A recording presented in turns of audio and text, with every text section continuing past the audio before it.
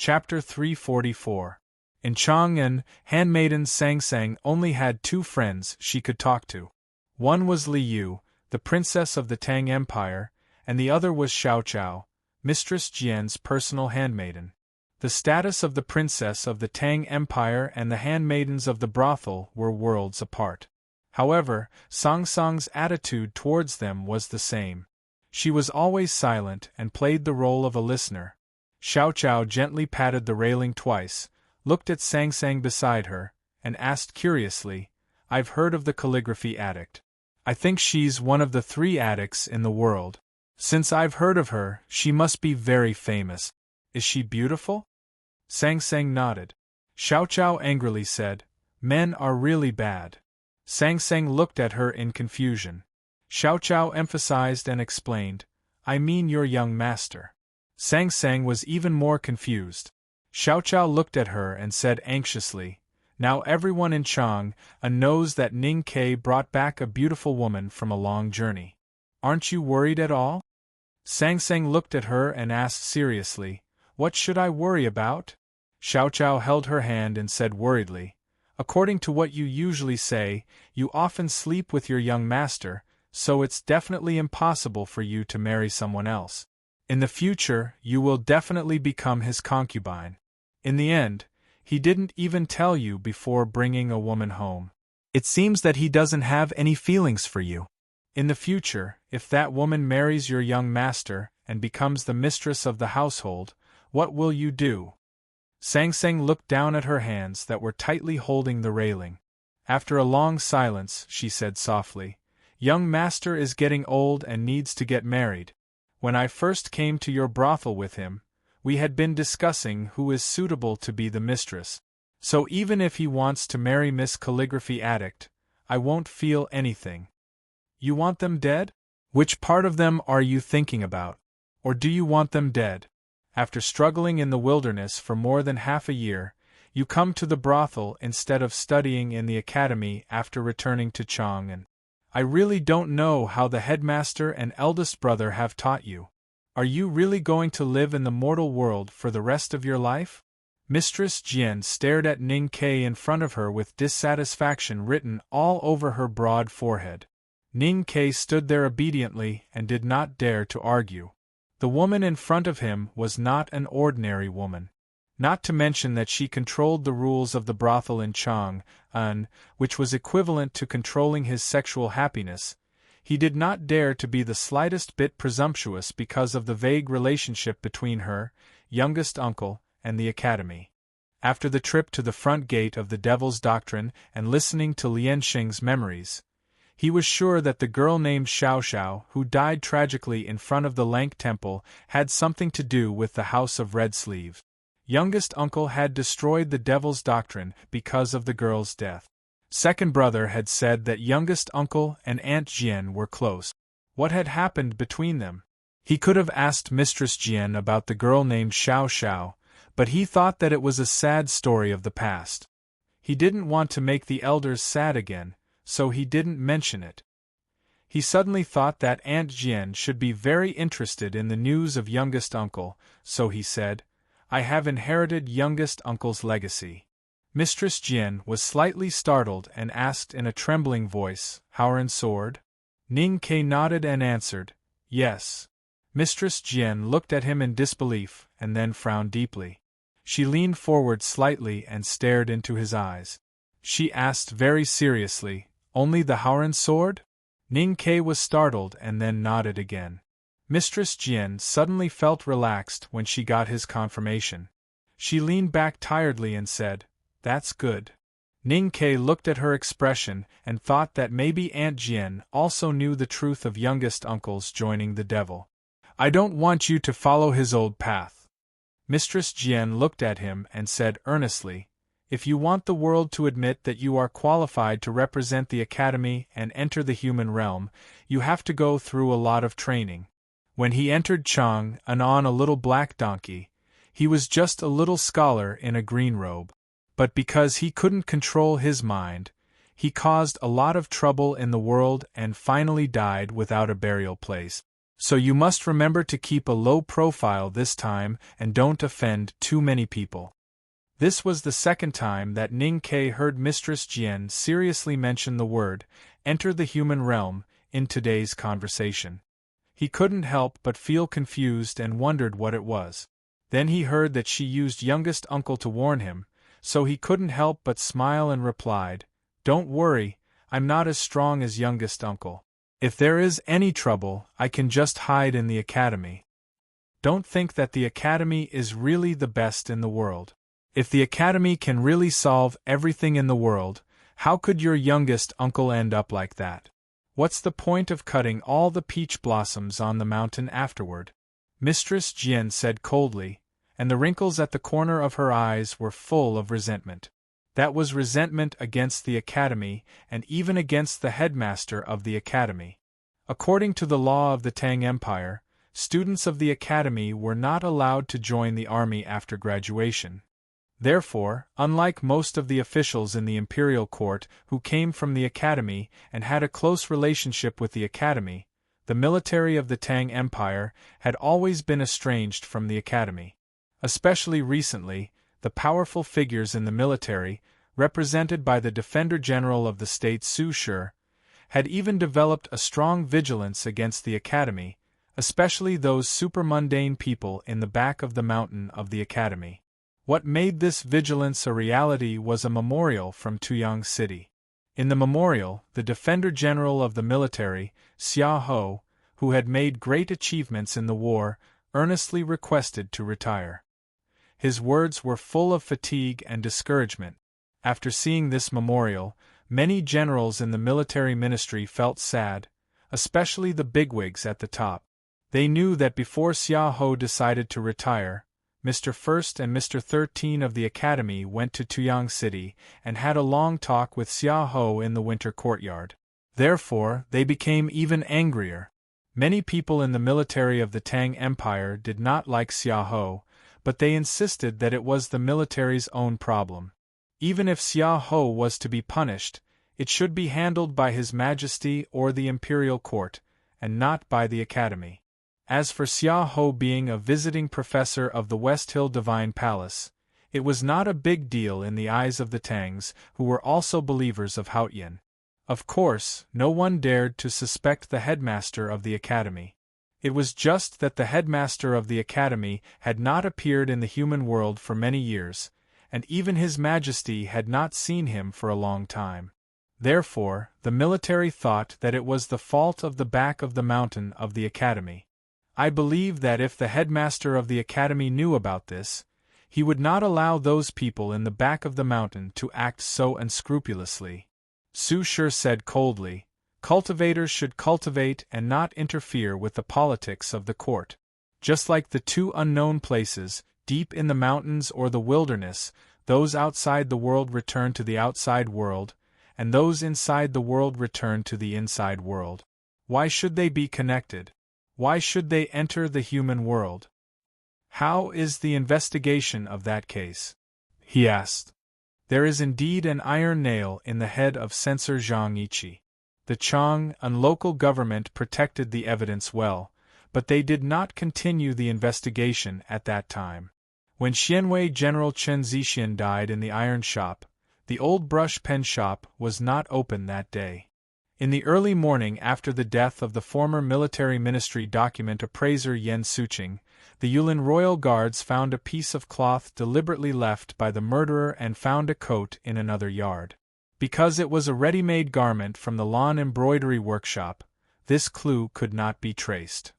However, according to the investigation of the murder scene and the wound on the coat, it can be confirmed that the murderer was seriously injured. A military ministry official said, 2 days after Yen Suqing's death, it was the semester examination of the academy. According to the student's memory, Ning Ke had made an appointment with Xie Qingyun, a scholar of the South Jin Kingdom, to bet on the result of the examination. However, he asked for 2 consecutive days of leave at that time. This matter caused an uproar in the academy, so it could not be faked. Su Shi said coldly, "Of course he had to ask for leave when he was seriously injured. The military of the Tang Empire was extremely powerful. Once they started a comprehensive investigation of something, they would instantly show extremely strong action and high efficiency. It did not take them a long time to find out so many clues, which was really terrifying. These seemingly inconspicuous clues were like a net, faintly pointing to a vague figure. It seemed to indicate that Ning Ke, a student of the second floor of the academy, had something to do with those murder cases. Nothing can stand up to suspicion, because once you start to suspect, you can seek evidence. As long as you seek evidence, you can find a lot of evidence. Otherwise, who would believe that the core disciple of the headmaster of the academy turned out to be a cold-blooded murderer? Su Shi said expressionlessly, "I don't want to know the connection behind these murder cases. I don't want to know who Ning Ke was, and what kind of hatred he had with the deceased. I just want to confirm that he did not violate the law of the Tang Empire." After thinking for a moment, the official shook his head and said, "The existing evidence is not enough to prove anything." Su Shi frowned slightly and seemed to be a little worried. The official looked at him in confusion and asked in a low voice, "Actually, even if we really find evidence of Ning Ke's involvement in the case, can we really go to the back of the mountain of the academy to arrest him for trial? General, in my humble opinion, let's just forget about this matter." Su Shi looked at the winter sun outside the window and said slowly, "The headmaster of the academy once said that the law of the Tang Empire is the most important. Our Tang Empire is strong and prosperous according to this principle. If the academy breaks the law, it will be the same as the common people. Even if we can't find evidence of Ning Ke violating the law of the Tang Empire, we have to let the headmaster of the academy know about this matter, and make Ning Ke unable to be the wayfarer of the academy." After a moment of silence, he said coldly, "Now it seems that my vigilance towards Ning Ke is indeed right. If the future nation master is such a villain, how can the Tang Empire be at peace? If those foreign cultivators have already entered Chang'an, tell them to provide convenience for them. Tell the Yulin royal guards not to easily try to stop the battle between the two sides." The official from the military ministry trembled slightly and expressed his opposition without hesitation. He said, "I object. Even if Ning Ke is a villain, he is after all a Tang man. How can we deal with him by using the hands of foreign people?" Su Shi turned around and looked at him with slight mockery. He said, "Do you think I am such a shameless fool?" The official from the military ministry was fearless and replied, "I dare not, so I don't understand the meaning of your words. Since we are going to enter the human realm, we have to be tempered. Koharan was like this in the past, and Ning Ke is the same now. I just want this kind of tempering to be fairer. I believe the academy will not have any objection to my arrangement."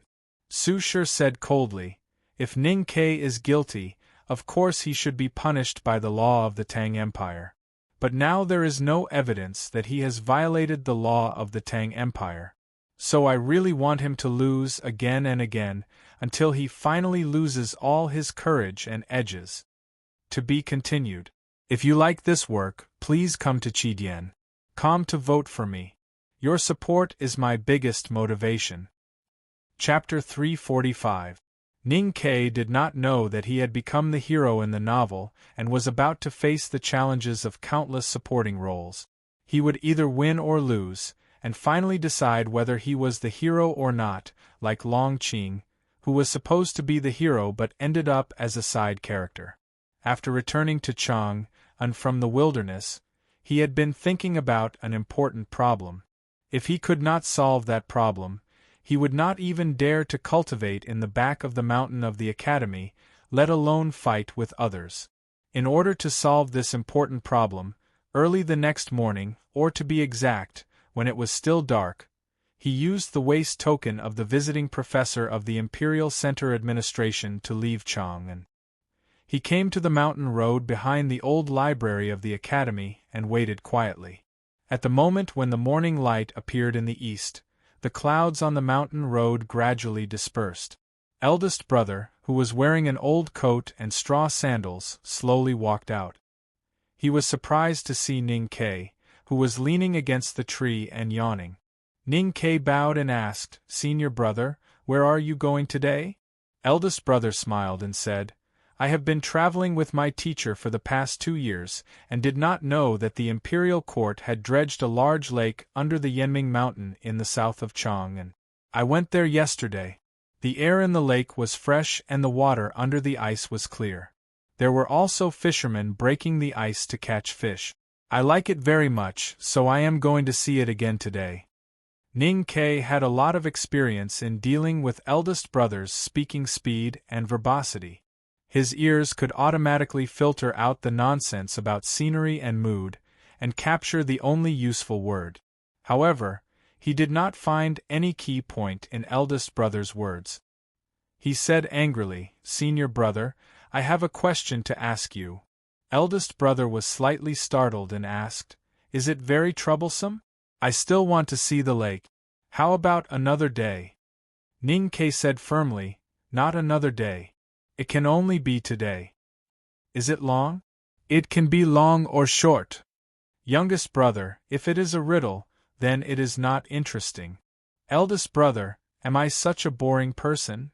After a short conversation, eldest brother and youngest brother began to climb the long mountain road. "This important question is, I wanted to ask you when we were roasting potatoes by the bonfire in the wilderness, but you said not to. You will ask the headmaster of the academy when you return, but the headmaster of the academy has not returned. Why do I feel that this sentence is also a riddle?" Ning Ke stopped in front of the winter trees that had stabbed him all over. After a long silence, he looked at eldest brother and nodded. He said as calmly as possible, "I have inherited youngest uncle's mantle at the front gate of the devil's doctrine. In Lotus's words, I have joined the devil, and I am sure that there is something wrong with my body." A gust of winter wind blew past. Eldest brother looked at a ginkgo leaf on the mountain path, which was twisting in the wind. After a long silence, he withdrew his gaze and nodded at him. He smiled and said, "I know." Ning Ke looked at his eyes nervously and waited for what would happen next. However, eldest brother did not do or say anything. He just smiled and shook his head, and then continued to walk up the mountain path. "You knew I was possessed by the devil, and then what?" Ning Ke looked at his senior brother's back and shouted in confusion. The eldest brother said in. "Eldest to know," to brother said. "I know." Eldest to catch to Ning to uncle. Ning. Academy, eldest academy to say. Ning Emperor Academy to Ning to eldest Academy to sure Quebec Ning in Academy in Bay Academy. Ning Ke chased up and asked angrily, "Senior brother, did you hear that? What are the rules of the Academy?" The eldest brother sighed and said, "The back cliff was used by the headmaster to imprison youngest uncle. You haven't caused as much trouble as he did. You're not guilty enough, so you're not qualified to be imprisoned there." Ning Ke was stunned and asked, "Then what should we do?" Eldest brother looked at him and said seriously, "Wait for the headmaster to come back." Ning Ke asked, "What if the headmaster never comes back?" Eldest brother patted him on the shoulder and said, "Then we will pretend that we don't know, okay?" At this time, the two of them had already walked to the wooden door and walked past the stone that was deeply rooted in the mountain. Ning Ke seriously thought for a long time, but still could not understand what eldest brother's attitude was. He could not understand why eldest brother did not react as he expected to such an important matter. The wooden door that could block cultivators below the see-through realm opened without any wind in front of the two people. Eldest brother took out a silk handkerchief and slowly wiped a small bronze mirror clean. Then he put it back into his sleeve. "I heard that you went to the House of Red Sleeves to see Aunt Jian yesterday." "Yes. She is also a woman with a hard life." Ning Ke saw the small bronze mirror, but he did not know what eldest brother had done with it. The two finally reached the highest peak of the back mountain of the academy. Ning Ke stood on the edge of the cliff and looked at the sea of clouds under his feet. He felt the cold wind blowing on his face and recalled the scenery of that night. He could not help but feel slightly shaken. Eldest brother stood beside him and looked at the sea of clouds and the winter sun. He said slowly, "The trip to the wilderness is a trial. You performed well and can officially represent the Academy to enter the human realm. I think you'd better be mentally prepared." This was the third time Ning Ke heard about entering the human realm in the past 2 days. He looked at eldest brother uneasily. Although he did not understand what entering the human realm meant, he vaguely felt that it was a very troublesome thing. "Senior brother, what is entering the human realm?" "Entering the human realm means returning to the human realm," Ning Ke asked confusedly. "Cultivators go through a lot of hardships to be born into the human realm. Why do they enter the human realm?" Eldest brother smiled and said, "Because cultivators also need to eat." This reason was very strong, because there was nothing more important than eating in this world.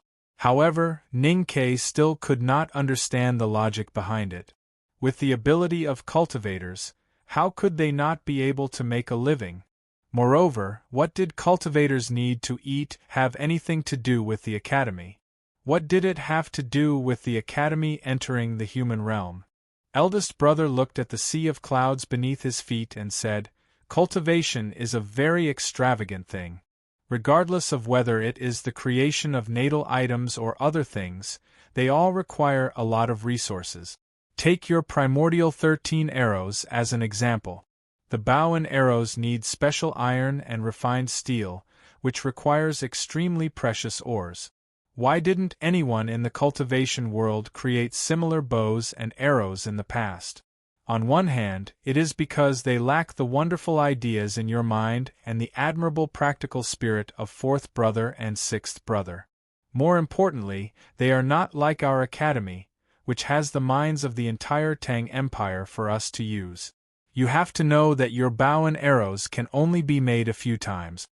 Ning Ke knew that the materials needed to make the primordial 13 arrows were very special and rare. However, when the bow and arrows were made, it was fourth brother and sixth brother who were responsible for the specific planning. He did not know that such a bow and arrows needed the resources of the entire Tang Empire. He could not help but be stunned.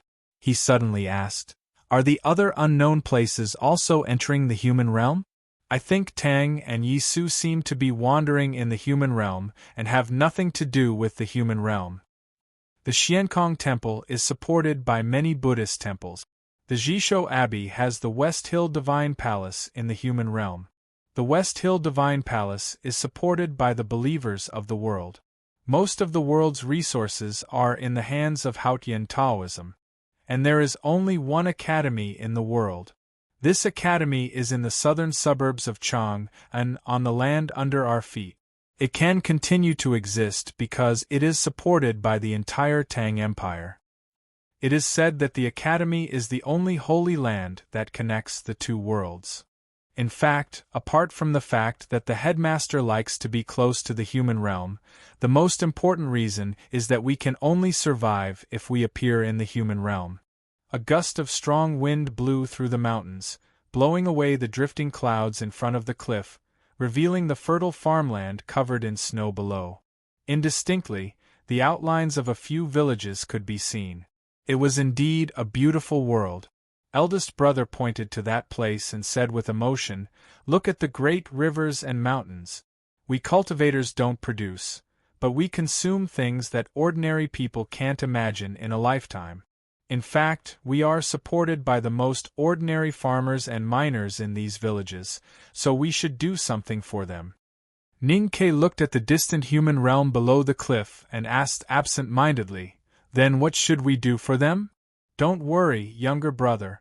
The so-called entry into the human realm is just to maintain the connection between the academy and the human realm. It is not a very troublesome thing.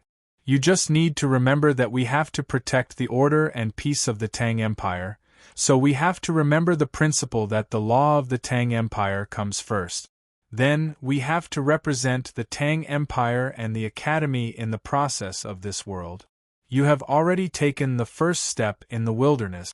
Then, when someone comes to challenge you, you need to protect the dignity of the Tang Empire and the Academy. How? To put it simply, you have to defeat everyone who dares to challenge you. Ning Ke was shocked and said, "So simple and violent." Eldest brother said, "The Tao addict has returned to the West Hill. She told people that you are the person with the most similar cultivation philosophy to her. As far as I know, the little girl has always believed that the purpose of cultivation is to fight. Younger brother, do you also think so?" After thinking about it, Ning Ke was sure that Yi Hongyu was right. He was that kind of person. Eldest brother said, "Then isn't fighting the most simple and violent thing in the world?" Ning Ke looked at the gradually closing cloud eyebrows in front of the cliff and frowned. He said, "I always feel that something is wrong.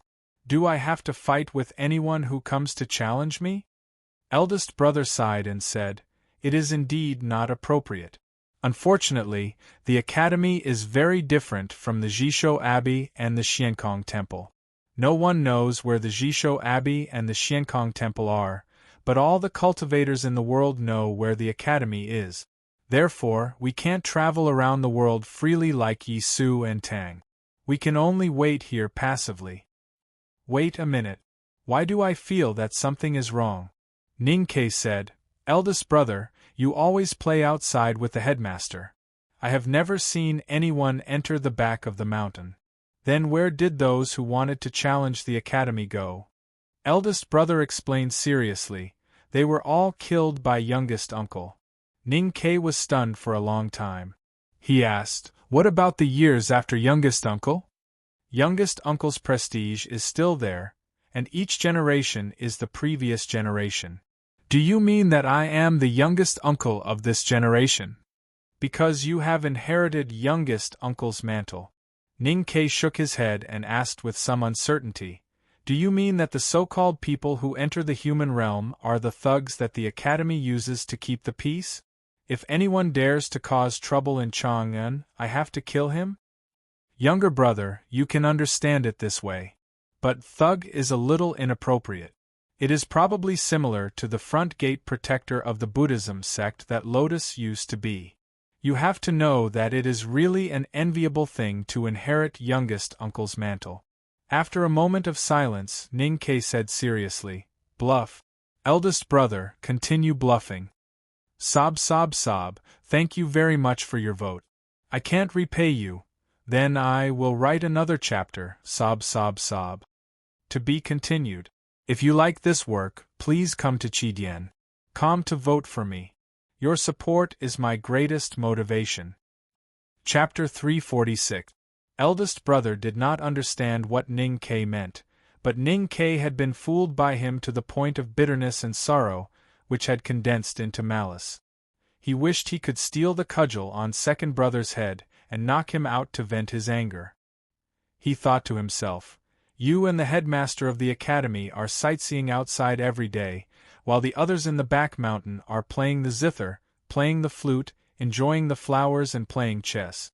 They are living such a happy life, but you throw me, the youngest disciple, into the outside world to suffer in the bitter wind and rain.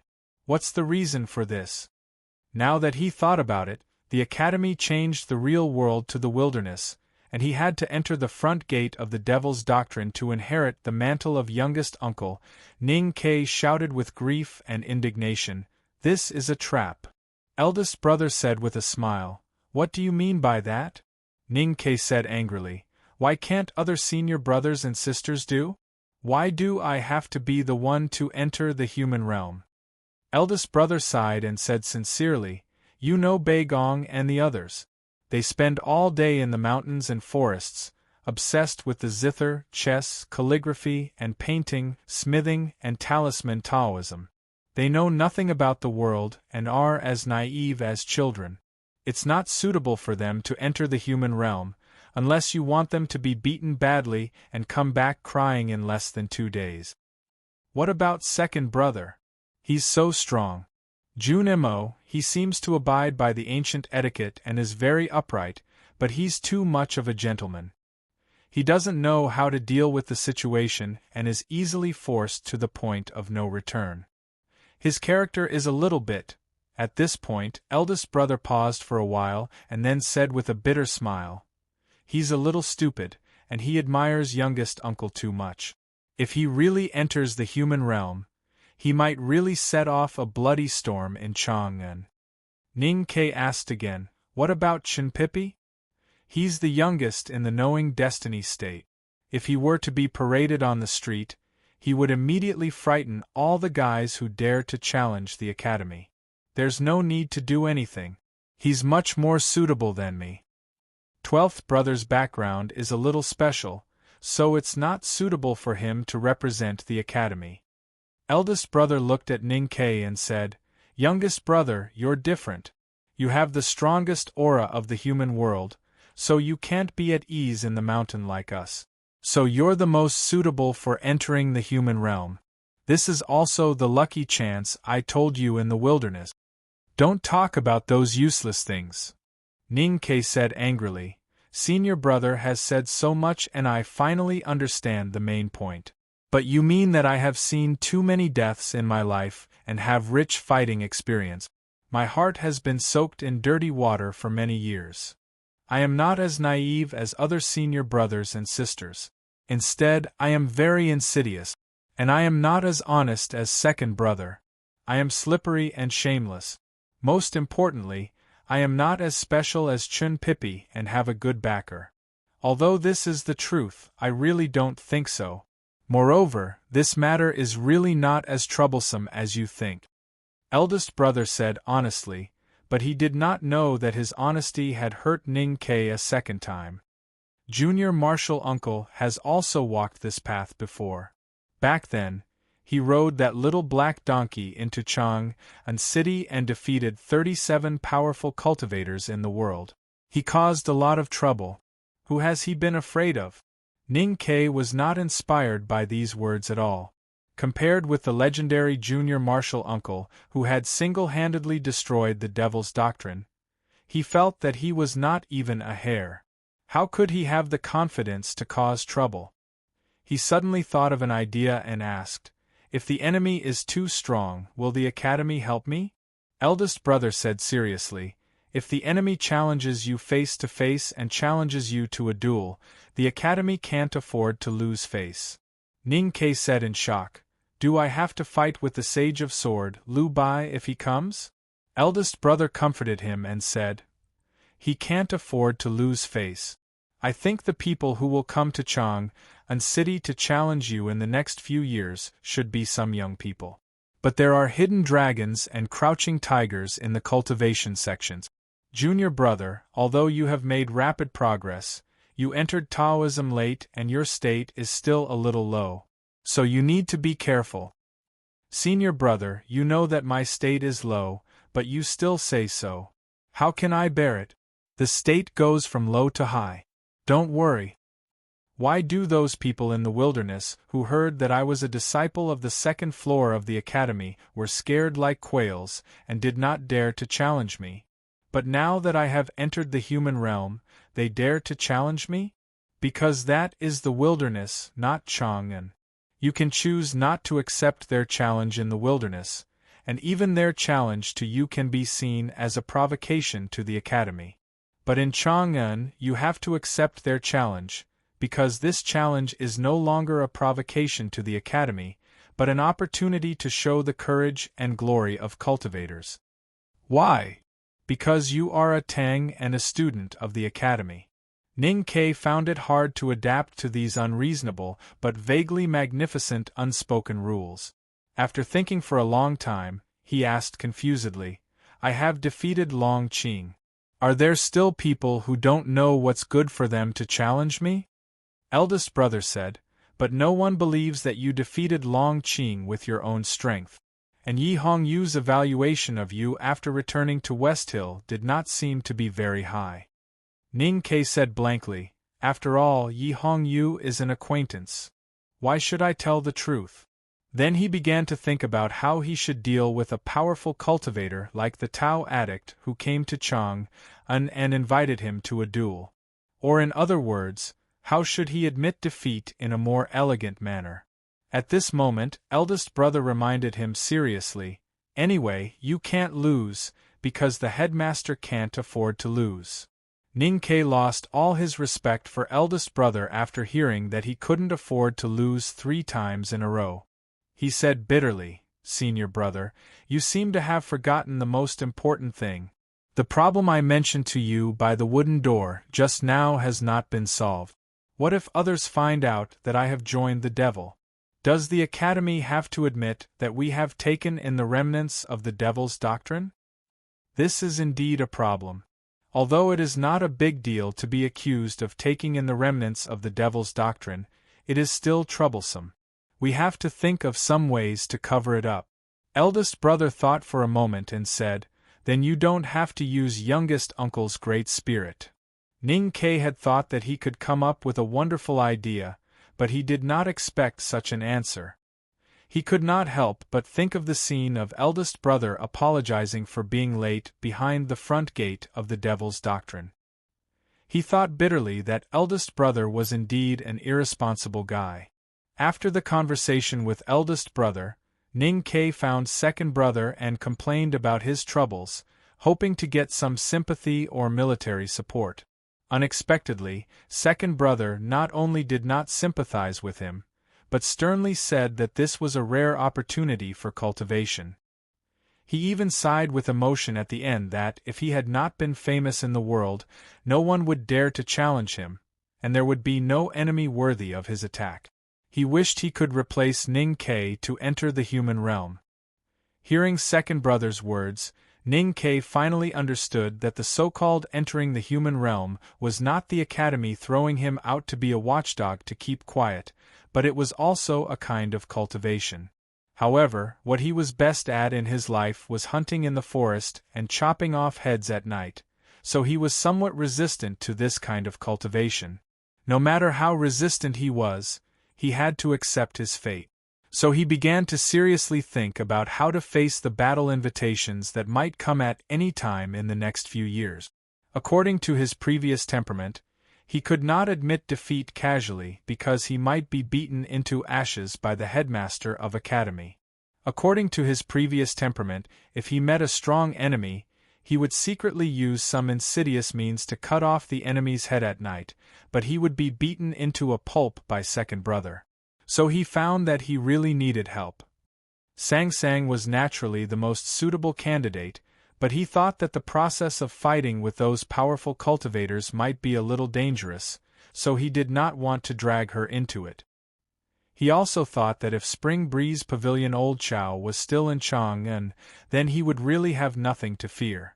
With their strength and tacit understanding in battle, even a great divine priest from the West Hill Divine Palace might have a chance to become famous, let alone the Tao addict. It was a pity that Chao Xiaoshu was not here. Fortunately, at least in the recent days, Mo Shanshan was in Chang'an, and Ning Ke wanted to be a good host. So in the following days, he would go to the residence of the Black Ink Garden disciples every day after leaving the old brush pen shop and take Mo Shanshan to sightsee. Sometimes he would take Cat Girl to a famous restaurant to have a big meal. Thinking that the two had developed a tacit understanding in the wilderness, Ning Ke did not explain too much to the calligraphy addict. However, no explanation often led to problems. In the eyes of those girls from the Great River Kingdom, Mr. 13 of the Academy, who would come to report on time every day, obviously had a different feeling for the Hill Master. Sometimes it was cloudy and snowy in Chang'an, and sometimes it was sunny in winter. Ning Ke and Mo Shanshan traveled side by side. Sometimes they held the same umbrella, and sometimes they looked at the same fish by the moat. When they passed the Spring Breeze Pavilion, he told her the story of the murder on that rainy night. When they climbed the Wanyan Tower, he said that there were many stone statues behind it to see. Sometimes they talked about books and talisman Taoism. Time passed slowly and peacefully. Just like this for a few days, Ning Ke did not meet any big man jumping out of the street, nor did he see a Taoist sword flying toward him. The so-called challenge of entering the human realm had no trace at all. He thought that this was right. With the Academy's reputation, which cultivator would be so bored to come and challenge him? He no longer worried about this matter. That day, eldest brother made him vaguely understand the Academy's attitude toward joining the devil. With a beautiful female talisman master accompanying him, he could not help but be in a good mood. He thought that the Academy's title of entering the human realm was quite magnanimous. According to what eldest brother said, the Academy had the responsibility to help the Tang Empire advance in an orderly manner. Didn't that mean that after a few years, he could also express his opinion on who would be the Tang Empire's emperor? Thinking of these things, he could not help but feel proud. On a day when the winter snow was gradually melting, Ning Ke held the big black umbrella and waited outside the Ministry of Rites. He and Mo Shanshan had made an appointment to go to the Forest of Steels to see the calligraphy of the predecessors.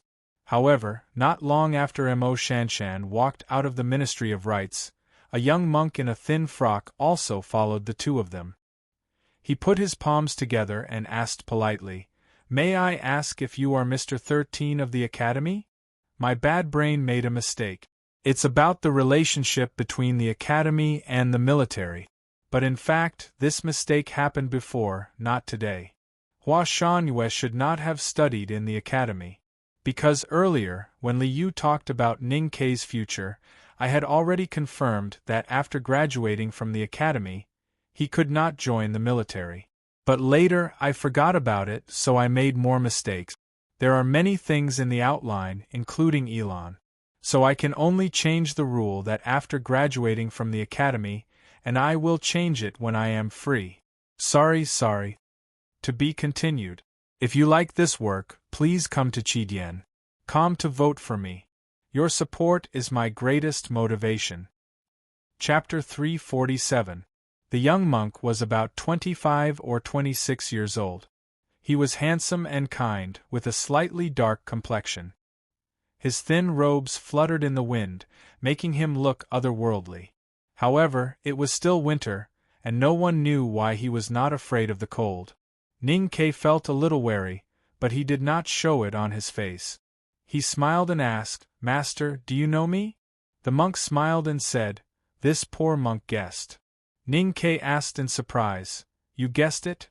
The monk said calmly, "Because I have seen the calligraphy addict, so I guessed that you are Mr. 13. Ning Ke thought of the rumor that had been spreading recently and could not help but laugh bitterly. Mo Shanshan looked at the young monk, and her eyes gradually focused. She thought of the scene when they met years ago, and said with slight surprise, "So it's senior brother Guan Hai. How have you been? Why are you in Chang'an?" Through her introduction, Ning Ke found out that the young monk was Guan Hai, the last disciple of the Lank Temple elder. His expression suddenly became a little strange. This world was different from the one Ning Ke had lived in. Not every housewife was a master of both Buddhism and Taoism. Compared with Haotian Taoism, the influence of the Buddhism sect was much smaller, and the Dharma was not prosperous. However, the Lank Temple was too famous, especially to ordinary people. No one knew about the Xiankong Temple, but they all knew about the Lank Temple. To cultivators, the Lank Temple had a higher status than the White Tower Temple of the Yueluan Kingdom. Even Ning Ke, who did not know anything about the Buddhism sect, had heard of the Lank Temple and had a deep impression of it. Too many stories had happened in the 1,000-year-old temple. Master Lotus had become famous because of his debate with the Lank Temple elder. Later, he had secluded himself in the temple for several years. The bloody case of the destruction of the Devil's Doctrine, which had completely changed the face of the cultivation world, had also started in front of the Lank Temple. Ning Ke had first heard of the Lank Temple when Prince Long Qing first entered Chang'an. Long Qing had also become famous because of his debate in the Lank Temple. Thinking of this, He could not help but wonder if cultivators in the world who wanted to become famous had to go through the Lank Temple and participate in the debate organized by the Lank Temple. Because of these stories, the Lank Temple had a special status in the cultivation world. The elder who lived in seclusion in the back of the mountain was even more senior.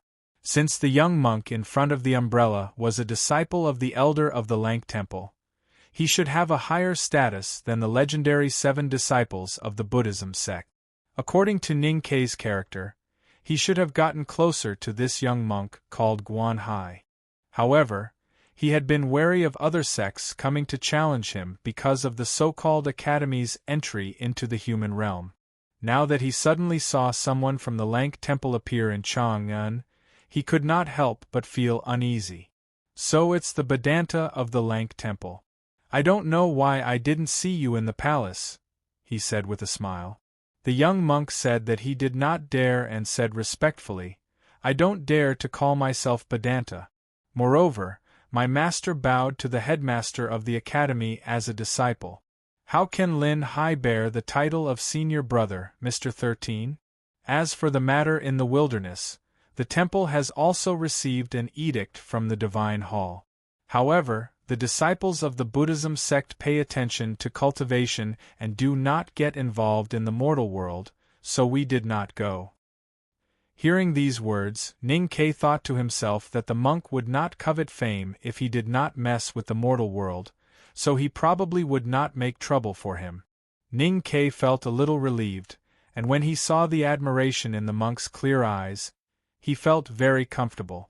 He asked gently, Senior brother, what business do you have in Chang'an? No matter if it was a sedan chair or a bamboo sedan chair, it always needed 2 people to carry it. That was why Lin Hai did not dare to admit that he was the senior brother. However, Ning Kei insisted on calling him that. From this, eldest brother was right. He was indeed the best candidate for the back mountain of the academy. Lin Hai took out an envelope wrapped in yellow cloth and said, I changed my documents at the Ministry of Rights and was about to leave the city to go to the academy. I did not expect to meet Mr. 13, so I can send this invitation to you and slack off. An invitation to the academy? Ning Kei opened the yellow cloth and found that the envelope was not sealed. He took out a very thin piece of paper. The content of the paper was simple and clear. It was an invitation from the Lank Temple elder to the academy to send someone to attend the Yulan Hungry Ghost Festival next year. After the conversation with eldest brother, he was very clear that if the academy had any secular affairs in the future, they would be handled by him. Then he would definitely attend the Yulan Hungry Ghost Festival in the Lank Temple. Fortunately, there was still more than a year's time, so he could prepare well.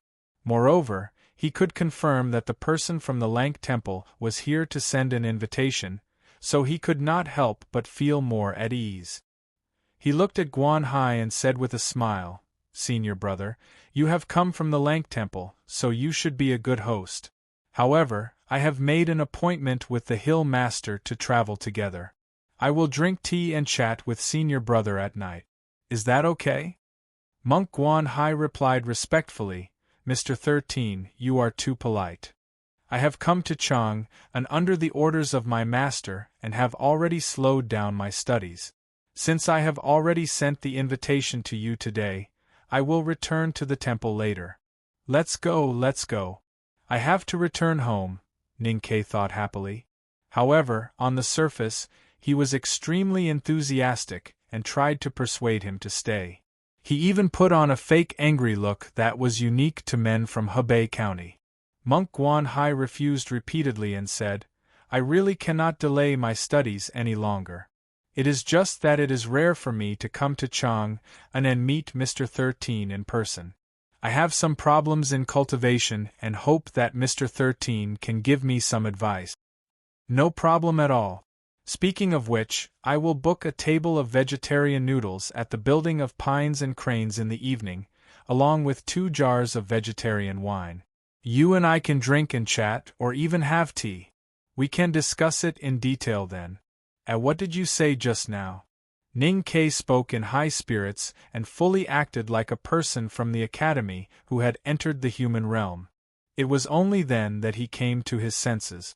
There were many things in the world that did not need to be said clearly and could not be said clearly, because if it was said too clearly, it would make both parties feel embarrassed. People who came from places like the Academy, the West Hill Divine Palace, or the Lank Temple usually had to pay attention to their demeanor. Since they were cultivators who had not entered the human realm, how could they act like hooligans in the secular world who would pick up a watermelon knife and slash at the other party's chest or bald head without saying anything or saying a few harsh words? Even if they wanted to fight, they had to find prettier clothes and a better reason for it. People like Ning Ke and Yi Hongyu, who fought as they pleased and never cared about their demeanor and only wanted to win, were rare in the cultivation world. As for the prettier clothes and the better reason, it was nothing more than to ask for advice on the problems in cultivation and to discuss the state of cultivation with each other. Without all these external appearances, the naked truth was to ask for a fight. After confirming that the monk from the Lank Temple had issued an invitation for a fight, Ning Ke's expression changed slightly. Looking at the monk's slightly dark cheeks, he could not help but think of Sang Sang and Jua Er's skin color. He thought to himself that he seemed to be going against people with skin color like that for the rest of his life. After a moment, he said sincerely, "A monk is merciful. Why do you care about the superficial reputation?" Monk Guanhai said with more sincerity, "I have been cultivating in the temple for many years, and I have often heard the elders talk about the past of seeking guidance from the headmaster. I know that the academy is a first-class place in the world, and I have always yearned to visit the academy. However, I have always been tied down by my schoolwork. It is rare for me to come to Chang'an City today, and I hope Mr. 13 can understand my rare greed and give me some advice." Ning Ke stared into his eyes and found that there was nothing but respect and admiration in the young monk's eyes. There was nothing but a firm will to fight. The other party was so respectful and admiring, how could you scold him? The other party had such a firm will to fight, and he was a stubborn monk who never ate oil and rarely ate salt. How could you persuade him? Ning Ke did not know how to deal with the situation in front of him. If it had been in the city of Wei, he could have run away. However, he was forced to carry the 2 mountains of the Tang Empire and the academy on his back. If he really ran, it would be difficult. In fact, he had never been afraid of fighting, let alone fighting. He was just worried that he could not win. Guanhai was the last disciple of the Lank Temple elder. In Ning Ke's opinion, the last disciple of the master of calligrapher, Mo Shanshan, and himself, the last disciple of the headmaster of academy. Well, he had to admit that he was the weakest wayfarer of the academy in history. Therefore, he had less and less confidence in defeating the other party. Sometimes it could be called courage, but sometimes it could be called stupidity. Ning Ke held the big black umbrella and fell into a long silence in the light snow of Chang'an. He struggled between bravery and wisdom, but he could not come up with an answer. Mo Shanshan had been standing quietly by the big black umbrella. She could probably guess the pain in his heart. She could not help but look down and blink her eyelashes. It took a lot of effort to not let a smile appear on her face. Monk Guanhai was an honest man. Ever since he was young, he had always heard the elders' respect and admiration for the headmaster of academy. He had never thought that he could defeat a student of the 2nd floor of the academy. Now, seeing that Ning Ke was silent for a long time, he thought that Mr. 13 probably did not want him to lose too badly. He could not help but feel touched. "Mr. 13, if you think that my cultivation is low, why don't we sit down and meditate?" he said sincerely. Ning Ke thought to himself that the Lank Temple was famous for debating.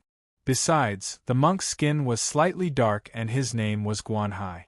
It was obvious that he ate a lot of soybean oil and was good at arguing with others. If he were to sit down and meditate with him, wouldn't he be defeated in less than 3 breaths and officially announce his defeat in the first battle after entering the human realm? Losing was not a problem. The problem was that eldest brother would not let him lose. The problem was that it would bring shame to the academy and the headmaster of academy. The headmaster of academy did not seem to be able to afford to lose, so this would lead to a series of very serious problems. Ning Ke raised his head and met the monk's clear and sincere eyes. His heart skipped a beat and he suddenly felt that he lacked something very important compared to the monk. The falling snowflakes covered the greasy surface of the big black umbrella. Ning Ke looked at the monk and said calmly, "Senior brother, can I trouble you to wait for me for half a day?" Monk Guan Hai put his palms together. Mo Shanshan looked at him and asked, "What do you need half a day for?" "I need half a day to think about a very important problem." After saying this, Ning Ke closed the big black umbrella and carried it on his back. He walked toward the south of Chang and in the light snow. An hour later, he came to the newly dredged lake in the south of the city and slowly sat down in the snow. My inability to compose sentences suddenly flared up. It's very painful to write and I don't know how to write. But today is the last day and I can't drop the ball. I will continue to struggle like Ning Ke and I will win. The next chapter may be later, but if it goes well, it won't be too late. Thank you. To be continued. If you like this work, please come to Chidian.com and vote for me. Your support is my biggest motivation. Chapter 348. There was a large lake by the Yanming Mountain in the south of Chang'an. It had just been dredged in the early autumn of the 14th year of Tianqi era. The mortar in the stone embankment along the lake still had a fresh smell. In the deep winter, the lake water had already frozen. The turbid air in the air seemed to have turned into dust on the ice, making it look exceptionally fresh. Ning Ke had heard about this lake from eldest brother a few days ago, so he came here after leaving alone with an umbrella. He sat in the snow for a long time. He did not see eldest brother's figure, but he saw the fisherman who broke through the ice net that eldest brother had mentioned. He looked at the nooses that creaked as they turned, and the horses that were panting on the ice as they tried their best to turn the nooses, dragging the huge fish net under the ice. He was silent, and no one knew what he was thinking. Guan Hai, the last disciple of the elder of Lank Temple, was the first direct challenge he had encountered after entering the human realm on behalf of the academy. If he retreated today, it would definitely have a very serious impact on his state of mind and cultivation in the future. If he did not dare to accept the challenge, then how could he challenge Xia Ho in the future as eldest brother had said? The reason why he had struggled and hesitated for such a long time was that he had joined the devil. He was very worried that he would not be able to control himself in the fierce battle and expose the fact that he had joined the devil. Even if he could forcibly control himself, the great spirit that youngest uncle had inherited was his most powerful strength. He could not use the primordial 13 arrows in a battle to prove the state of cultivation. If he could not use these two most powerful weapons, how could he defeat a cultivation powerhouse like Guan Hai? Without the Great Spirit and the primordial 13 arrows, Ning Ke was still a cultivation loser who had only opened 10 acupoints in the ocean of Qi and mountain of snow. His psyche power controlled the flying sword as if he was crawling. Besides Sang Sang, he had not found his natal item. In Chun Pippi's words, even if he entered the knowing destiny state in this state, it would still be meaningless. Ning Ke sat in the snow by the lake and looked at the grass in front of him. He suddenly thought of the talisman that covered the sky in the garden of Tuyang City and the military counselor Gu Shi who had cast countless talismans in an instant. He stretched out his right hand and flicked his cotton sleeve lightly. A piece of light yellow talisman paper fell on the surface of the ice. With a sizzling sound, it turned into an extremely weak flame.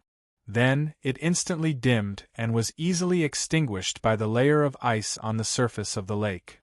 Although Master Yen Sei was sure that he was the most potential successor of the Divine Talisman Master, the potential was not equal to the strength.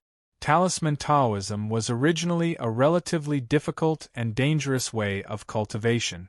How could it be possible to achieve it quickly? Ning Ke looked at the busy fishermen and horses on the lake in silence. He had once practiced flying swordsmanship by the mirror lake of the academy. He had once broken through the realm and entered the see-through state by the bright lake of the devil's doctrine. However, he had sat by the nameless lake at the foot of the Yenming mountain for a long time today, yet he had gained nothing. Time passed slowly but surely. The snow had long stopped, and the clouds above Chang'an had all dispersed. The sun was gradually setting, and the red twilight shone on the pure white ice, as if the whole lake was about to be ignited. Looking at this breathtakingly beautiful scenery, Ning Ke's heart was slightly moved. He remembered that his master had once told him that when writing talismans, one should keep the shape and forget the meaning, but when casting talismans, one should concentrate the qi in one's heart. He had a deep understanding of the meaning of keeping the shape and forgetting the meaning when he was reading books on the second floor of the old library. Then, how should he explain the 4 words intentional but unintentional? If the word intentional referred to the psyche power, then what did the qi refer to? Of course, it was the qi of heaven and earth. The so-called casting talismans was to use the psyche power to activate the meaning of the talisman characters on the paper, and then use the natural aura contained in the talisman characters to influence the surrounding qi of heaven and earth. If the talisman characters were strong enough, then the influence would appear in an unimaginable way, such as burning, being still, reversing the flow of mountains and rivers, and even turning the world upside down to reverse the flow of mountains and rivers and turn the world upside down. That was an amazing talisman that could only be written by a sage who was countless states higher than the divine talisman master. Ning Ke was now infinitely far away from that state, and the talisman characters he wrote now were too weak. They could only mobilize a very small amount of qi of heaven and earth, and could only be used to dry the hair and warm the body of the little handmaiden and the young talisman master in winter. It was even a little difficult to light the firewood in the stove, let alone use it to fight against the enemy. However, although the talisman paper was weak, what if it could mobilize enough qi? It was like a little girl at the corner of the street holding a match that could be blown out by the cold wind at any time. But what if a barrel of gunpowder suddenly appeared above the match?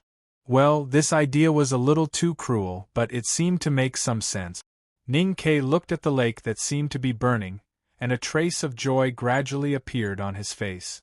For a traditional talisman master, his idea at this time was completely deviant and meaningless, because as everyone knew, the qi of heaven and earth was distributed in a relatively balanced state in the fields, mountains, rivers, and lake. Even if there were slightly more famous mountains and rivers, it was far from that level because Haoyan was fair. However, Ning Ke was not a traditional talisman master. He was a talisman master who had joined the devil. During these days from the mottled walls of the front gate of the devil's doctrine to Chang'an, his body had been slowly absorbing the qi of heaven and earth in nature, and then storing it quietly in the depths of his body, turning it into his own Great Spirit. The Great Spirit was also qi, and it was many times more condensed and pure than the qi of heaven and earth in nature. The yellowish talisman paper trembled slightly in front of him. It was unknown whether it was because of the wind blowing on the lake, or because Ning Ke's hands were trembling, or because it felt the horrible aura that was pouring into his thin body. A wisp of Great Spirit entered the talisman paper, and Ning Ke flicked the talisman paper to the ice on the surface of the lake.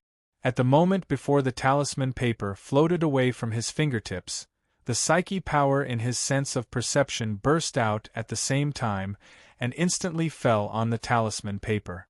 It seemed like a simple action, but in fact it required the movement of the body and the psyche power to be absolutely consistent, without any mistake. An ordinary person would definitely not be able to do this, but Ning Ke had experience with talisman arrows, so he was very familiar with it. As the yellowish talisman paper was triggered, a very slight dryness seeped out from the paper. According to the concentration of the chi of heaven and earth by the lake, this slight dryness could at most form a very small flame, and then fell on the surface of the lake, and instantly extinguished like the previous talisman paper. However, this time, the slight dryness instantly turned into a ball of blue fire. That was the great spirit that was attached to the talisman paper, but had not had time to float back to heaven and earth, and was burning. Looking at the blue flame floating in the air, Ning Ke did not know whether it was a success or a failure. This time, it obviously felt different from when he cast talismans in the past, but why did the size of the flame not change significantly? As he was thinking about this, the blue flame had already fallen on the surface of the lake. After a very slight sizzling sound, the blue flame instantly disappeared without a trace, and a hole the size of a bucket appeared where it fell on the ice layer. However, looking from the shore of the lake, it was unknown how deep the hole was. With a splash, a fat fish jumped out of the hole and flicked its tail on the ice surface. It turned out that the seemingly inconspicuous blue flame had actually burned through the thick layer of ice on the lake in an instant. The loud chants of the fishermen sounded on the ice layer in the distance in the lake. The work of breaking the ice net to fish had reached the most critical moment. With the hard work of the horses, the capstan turned faster and faster, and the fish net under the ice was dragged faster and faster. Gradually, a big hole appeared and countless fish were desperately struggling in the net. Countless people on the lake shore cheered and cheered. Ning Ke looked at the fat fish bouncing on the ice not far in front of him, and smiled happily. He got up and patted off the snow and grass on his body, and then left in the deafening cheers. Chang'an was exceptionally beautiful and peaceful in the winter at dusk. It was just like Ning Ke's mood at this moment. He walked into the tea shop and looked at the two people who were whispering to each other by the window. He suddenly smiled and said, "Talismans can really change the world." Mo Shanshan looked at him quietly, and somehow felt that there was something different about him now compared to him on the street earlier. Then Ning Ke turned to look at the monk Guan Hai and said calmly, "Whether it is to study or to ask for advice, please." The monk Guan Hai stood up and looked at him with a slight frown.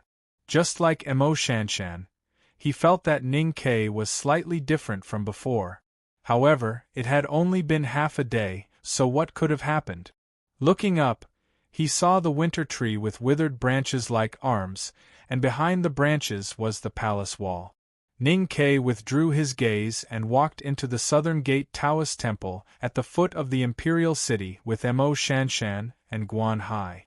Looking at the Taoist with the yellow paper umbrella in front of the temple, he said softly, "Senior brother Mingxi, I would like to borrow the land." Mingxi looked at the slightly tanned monk and said with a smile, "Master Guan Hai is the earliest." Guan Hai put his palms together and bowed. Mingxi looked at Ning Ke and said softly, "Master is not in the temple, but since this is the matter, I will make the decision." Ning Ke said, "Thank you, senior brother Mingxi." Mingxi shook his head and said, "Mr. 13's first battle in the human realm will be held in the Southern Gate Taoist Temple. This will be recorded in the history books in the future. Who would be stupid enough to keep you out?" The door of the temple slowly closed. Mingxi looked at Mo Shanshan and said, "What do you think of the outcome, Hill Master?" Mo Shanshan looked at the closed door and said, "I thought Ning Ke would definitely lose, but after half a day, I am not so sure." Mingxi looked at the door and said with a smile, "If he was going to lose, why would he choose the Southern Gate Taoist Temple as the battlefield?" The usually quiet front of the Hall of the Righteous Path of the Southern Gate Temple had become very lively. Although no one was talking, the sound of breathing and whispering was already very noisy. Everyone from the Southern Gate Taoist Temple appeared in front of the temple, wanting to know the outcome of the battle as soon as possible. Just as Mingxi said, if Ning Ke was not confident of winning, he would not have chosen this place as the battlefield. After all, no matter if he or Guan Hai won, the result would be spread around the world in the shortest time possible. The name of the disciple of the Lank Temple was indeed Lin Hai, but I thought that he was about to be beaten up by Ning Ke in the book.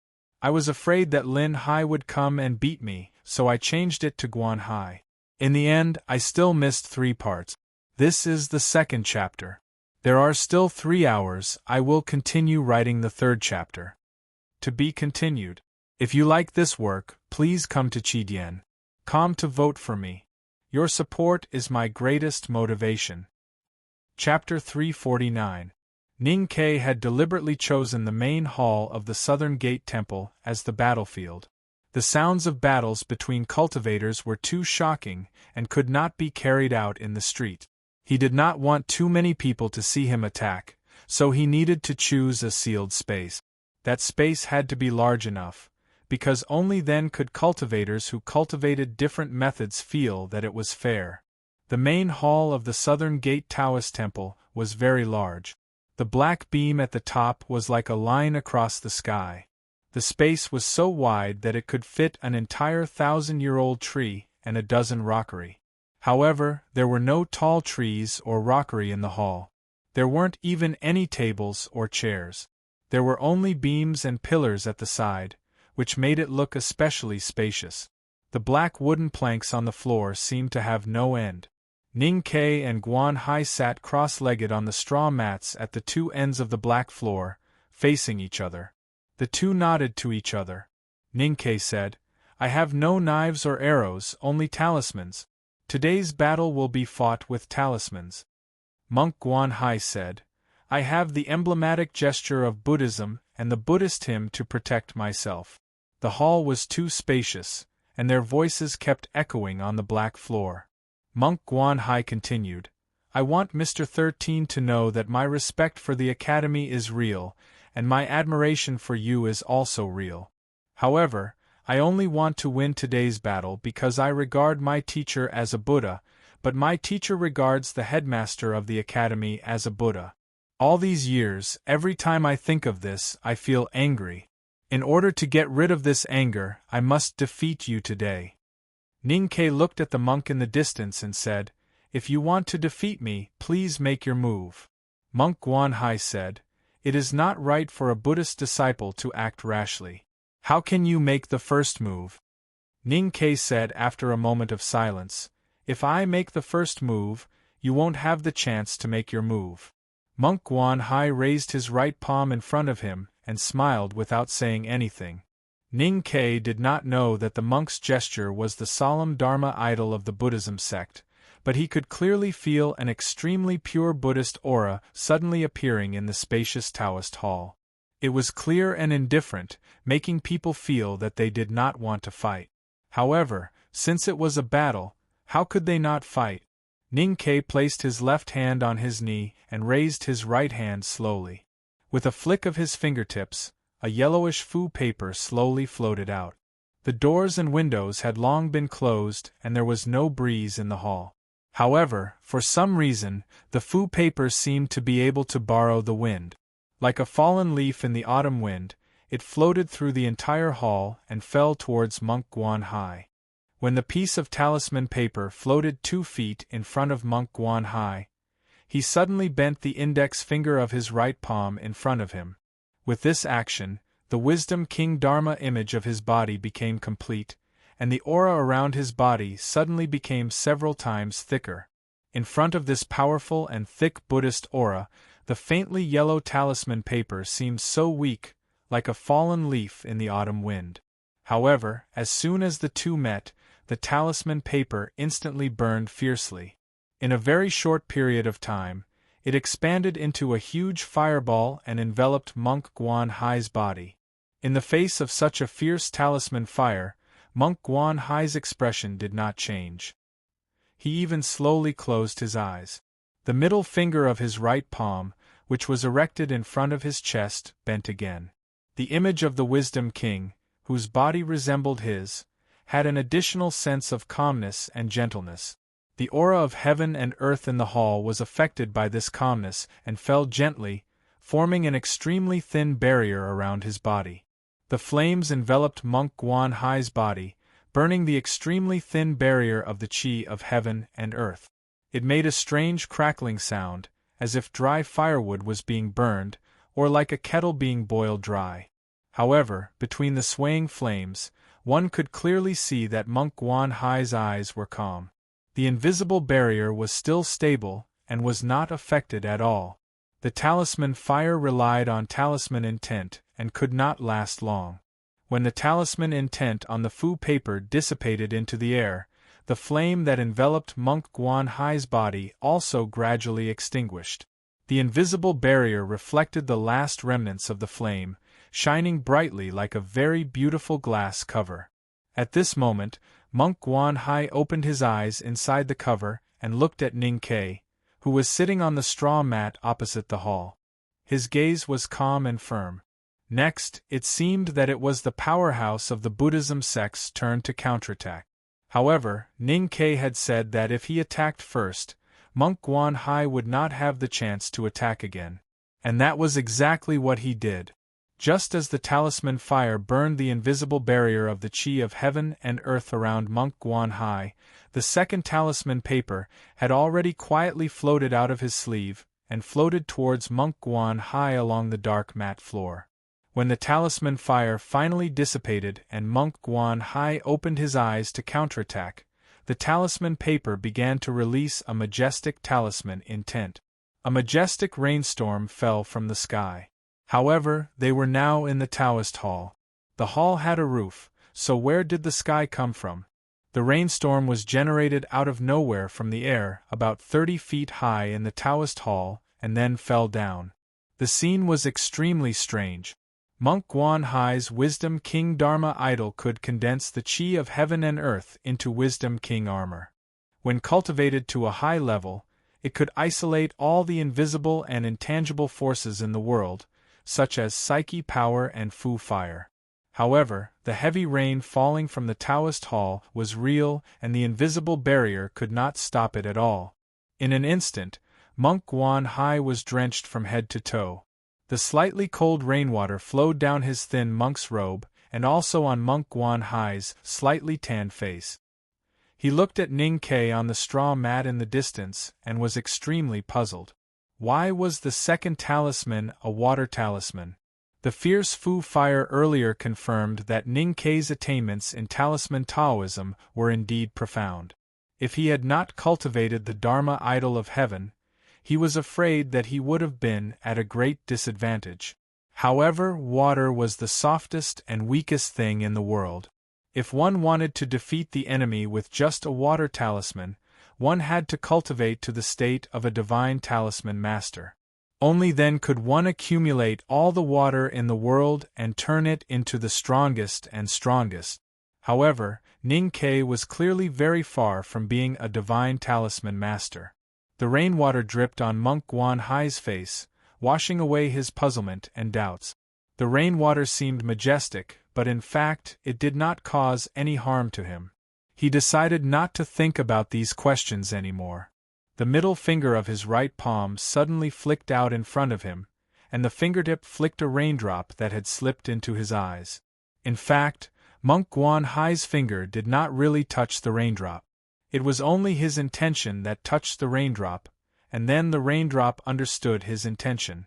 With a swoosh, it cut through the space in the hall and attacked Ning Ke's face, as swift as a feather arrow.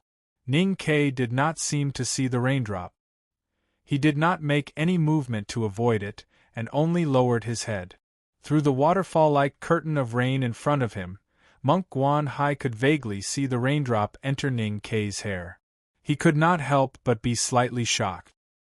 He thought to himself, if he really hurt Ning Ke, how would the Lank Temple explain it to the academy? However, unexpectedly, the raindrop did not seem to have any effect on Ningquebec. He only quietly lowered his head. And the third talisman he had cast had already floated in front of Monk Guan Hai. Just as the rainstorm in the hall gradually stopped, he suddenly released all the talisman intent. The pure aura condensed on the talisman seeped into every drop of water. The rainstorm suddenly stopped, but the rainwater was still on Monk Guan Hai's body, flowing on the dark mat floor. As the talisman intent seeped in, The rainwater quickly froze at a speed visible to the naked eye. The water flowing on the floor turned into a miniature glacier, and the rainwater falling on Monk Guanhai's head turned into a miniature ice waterfall. A strong chill shrouded the empty Taoist hall. The rainwater in Monk Guanhai's monk robes and on his face all froze. His eyelashes turned into icicles under the eaves in winter, and his entire body was covered with a layer of transparent ice armor. He looked like an ice Buddha statue. The water between the ice Buddha statue and the dark floor had also froze. Those who had lived in the cold knew that being frozen like this was even stronger than sticking asphalt. Monk Guanhai's entire body was frozen in the ice and could not exert any strength. It was impossible for him to get out of this predicament in a short period of time. It seemed that he could only wait to be easily defeated by Ninquebec. However, although Monk Guanhai was not famous, he was after all the last disciple of the Lank Temple's reclusive elder. His cultivation in Dharma was even higher than the 7 disciples of the Buddhism sect. How could he be defeated by these talismans? Monk Guanhai was frozen in ice. His body could not move, but his heart could. His lips could not move, but his mind could. A deep and compassionate voice sounded from his chest. It was hard to understand, but it was very solemn. It was the Buddhist hymn. As the Buddhist hymn rang through the empty Taoist hall, Monk Guanhai's eyelashes trembled slightly. The frozen ice on them fell, and the ice armor on his thin monk robes cracked inch by inch. The ice on his sleeves melted, and his hands finally regained their freedom. Monks used their hands to worship Buddha. Therefore, the most important part of the Buddhism sect's cultivation was also the hands. Monk Guanhai's hands regained their freedom. Without hesitation, he clasped his palms together. 2 Wisdom Kings Mudra appeared on the left and right side. A strong Vajra spirit suddenly gushed out from his body, easily shattering all the talismans around him into pieces. Tens of thousands of pieces of ice floated around Monk Guanhai. The last rays of twilight outside the hall leaked in through the cracks of the window. They were reflected and refracted by the tens of thousands of pieces of ice, turning into countless golden rays of light. Monk Guanhai's body was in the golden light. The Wisdom King's Dharma idol had finally reached the perfect state. At this moment, Ning Ke raised his head and looked quietly at Monk Guanhai in the light of Buddha. His left hand, which had been resting on his knee, suddenly tightened and crushed the talisman that he had been secretly holding for a long time. Ning Ke had used the bag that Master Yen Sei had left for him by the Daming Lake. After observing the meaning of the talisman, he had comprehended the first talisman of his cultivation life on his journey back to Chang'an. It was the scatter talisman that he was casting now. This scatter talisman did not float to Monk Guanhai. Because it was a talisman of movement, Ning Ke could not use the Dharma access that he had comprehended at the Winter Lake on the Yenming Mountain. The talisman's meaning was far away and seemed a little weak. Monk Guanhai, who was in the golden light, frowned slightly because he could also feel the weakness of this talisman.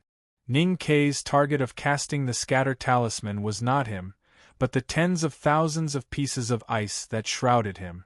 As the meaning of the scatter talisman fell, the tiny pieces became even smaller. What was even smaller than the ice was dust.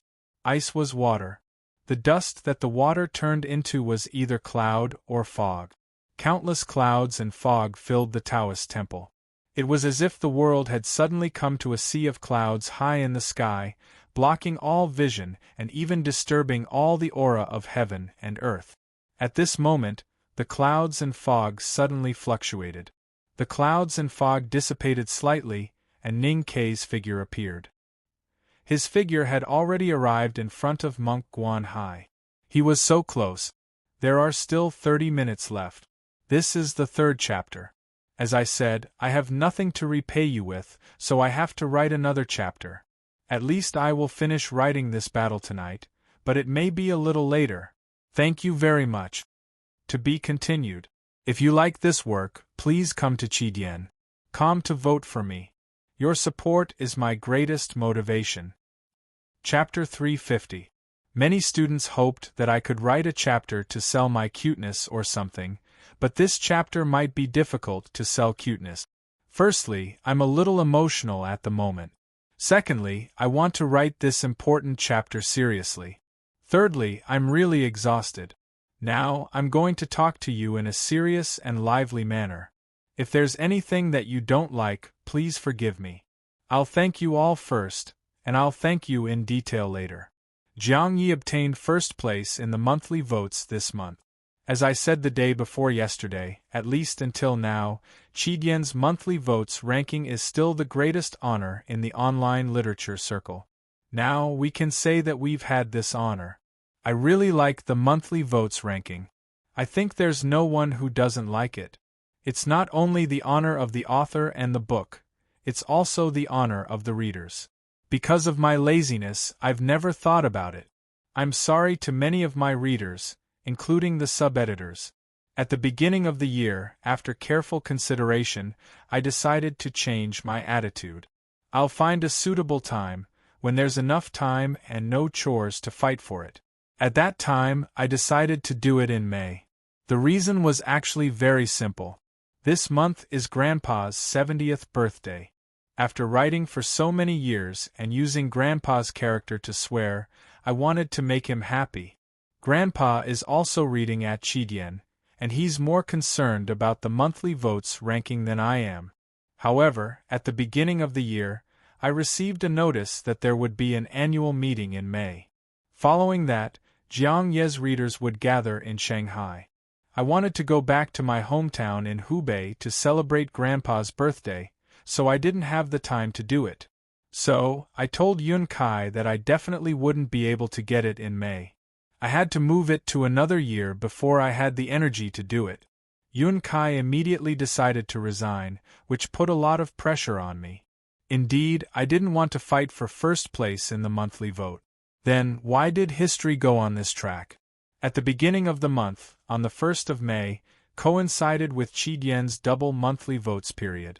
Jiang Yi wrote about Yen Sei and Guang Guang turning to ashes, and Sang Sang holding ashes. When I wrote it, I felt that it was great. It wouldn't be worthwhile if I didn't canvass for votes at this time, so I opened a separate chapter to canvass for vote. I knew I would get a lot of monthly votes, but I didn't expect that I would get so many monthly votes. Even though I became the monthly votes rankings first, I didn't think it would last for long. Because I had a lot of things to do in May, I knew I wouldn't be able to write much. Even my readers didn't think it would last for long. According to them, I would be satisfied if I could stay on for a minute. But at that time, I thought that it would be best if I could maintain it until the old man's 70th birthday on the 8th of May. So, I shamelessly issued separate chapters to canvass for vote. You don't even need to say that I actually managed to maintain it. Then it became what everyone saw recently. I was forced to go crazy. I had no choice. Seeing everyone working so hard to cast monthly votes, canvass for votes, and even tipping so many people into monthly votes, I couldn't help but go crazy. Because I couldn't even convince myself to drop the ball at such a time. That was a behavior that deserved a beating. Let me say something sour, but it was very true for Jiang Yi, me, and you. This time, the monthly votes rankings first place wasn't mine, but yours. At least, it should be said that you forced me to do it. I thank you. Thank you for forcing me. I hope that you will be as happy as I am tonight. Previously, I said that I'd been working like crazy this month. In fact, this isn't the most I've written in so many years. It's not even the most I've written in the past month. But I can say that I've really done my best. I've really worked very hard to write. I've done this with a clear conscience, and I've done it with a clear conscience towards all of you. This month, I spent half a month drifting abroad. Needless to say, I was tired from the long journey. In fact, I went from Yichang to the annual meeting. After returning from Shanghai on the 20th, I had a personal matter that made me waste 2 days. But I really used all the time I could spare to write. On the 25th, I suddenly found out that Broken Car had its annual inspection this year, but it didn't pass that day. On the 27th, my rhinitis actually flared up. It hurt for a whole 5 days and I suffered for 5 days. But I still had to desperately write and explode. These days I've been really bitter to the extreme. You probably can't guess when Broken Car will have its annual inspection. It's this afternoon. I found a proxy company. I don't have to go myself, and I can try to write more. Because the proxy company asked me to drive the car to their company, I was afraid that I would have problems driving during the day. So after writing those 5 chapters late last night, I dragged my tired body, changed my clothes, and drove the car to the entrance of their company. At that time, the northeast sky was already bright. It seems to be literary? Take it back. At this time, the battle for the monthly votes has ended, so I can tell you these things calmly without worrying about being criticized. I'm reporting these bitter things one by one just to let you know that I really worked hard this month. The first monthly vote you cast is valuable, and it's worth it. I know that it's hard for you, and it's very sad. Fortunately, this kind of hard work has finally paid off, so it's also worth it. If the first place in the monthly votes counts as a military medal, then we finally have one on our chest. No matter what happens in the future, we can always take it out to be happy, right? Please allow me to once again literary this military medal to you first. There are many names that I won't list because it's impossible to list them all in a single chapter. I thank you. Then, I give this military medal to the old man, because I've been a playful guy all my life. Apart from the small contributions I've made to the family's finances because of your love for me in the past few years, there's actually nothing for the old man to show off, so I give it to him.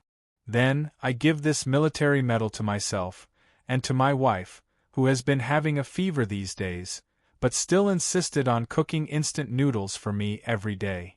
Why are the two of us so bitter this month? Don't tell me that there's only one military medal.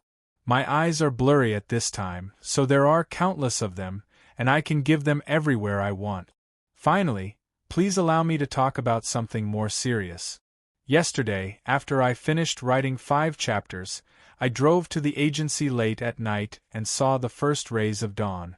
Lying on the bed, I picked up my phone and nervously scrolled through the monthly votes rankings. That's when I saw Tomato's single chapter. To be honest, I was very emotional at that time.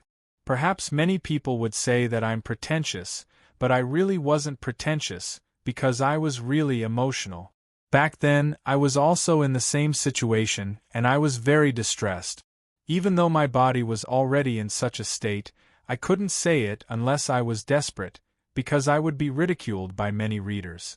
I shouldn't have written all this, but I couldn't help but write it anyway, since I'm old and thick-skinned. Alright, I still deleted a lot of paragraph. The general meaning was that after so many years, it wasn't easy for everyone, and the monthly votes rankings were both good and bad at the same time, so the readers should understand and not fight. In this battle for the monthly votes, Tomato and I didn't fight for it. Maybe we did fight for it, but because we liked each other, and because we were the rare ones on Chidien who had Saturdays off, we appreciated each other and resolved the conflict. But what if it was with other authors? What if it was with Pai, Earroot, Uncle Guan, Potato, 72, Chun Dong, Third Young Master, and many other authors? What if it turned out to be a fight? The circle of authors was only so big, and we were all otakus. There were only so many people we knew and admired.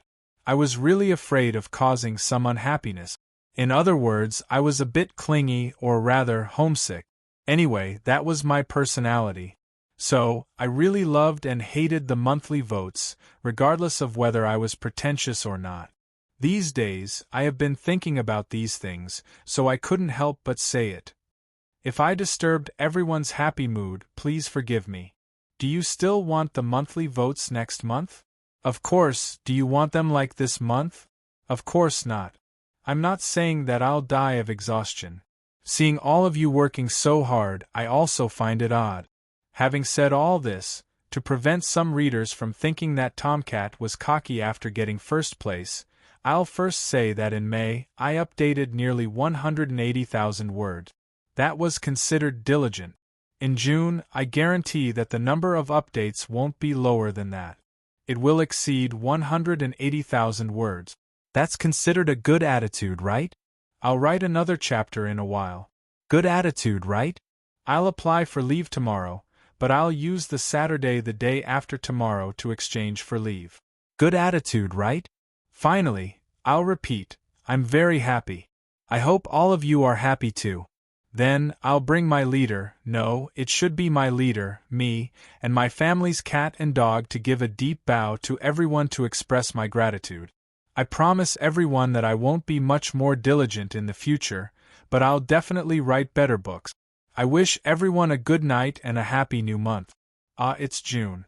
Let me end with a sentence that everyone is so familiar with that they're sick of it.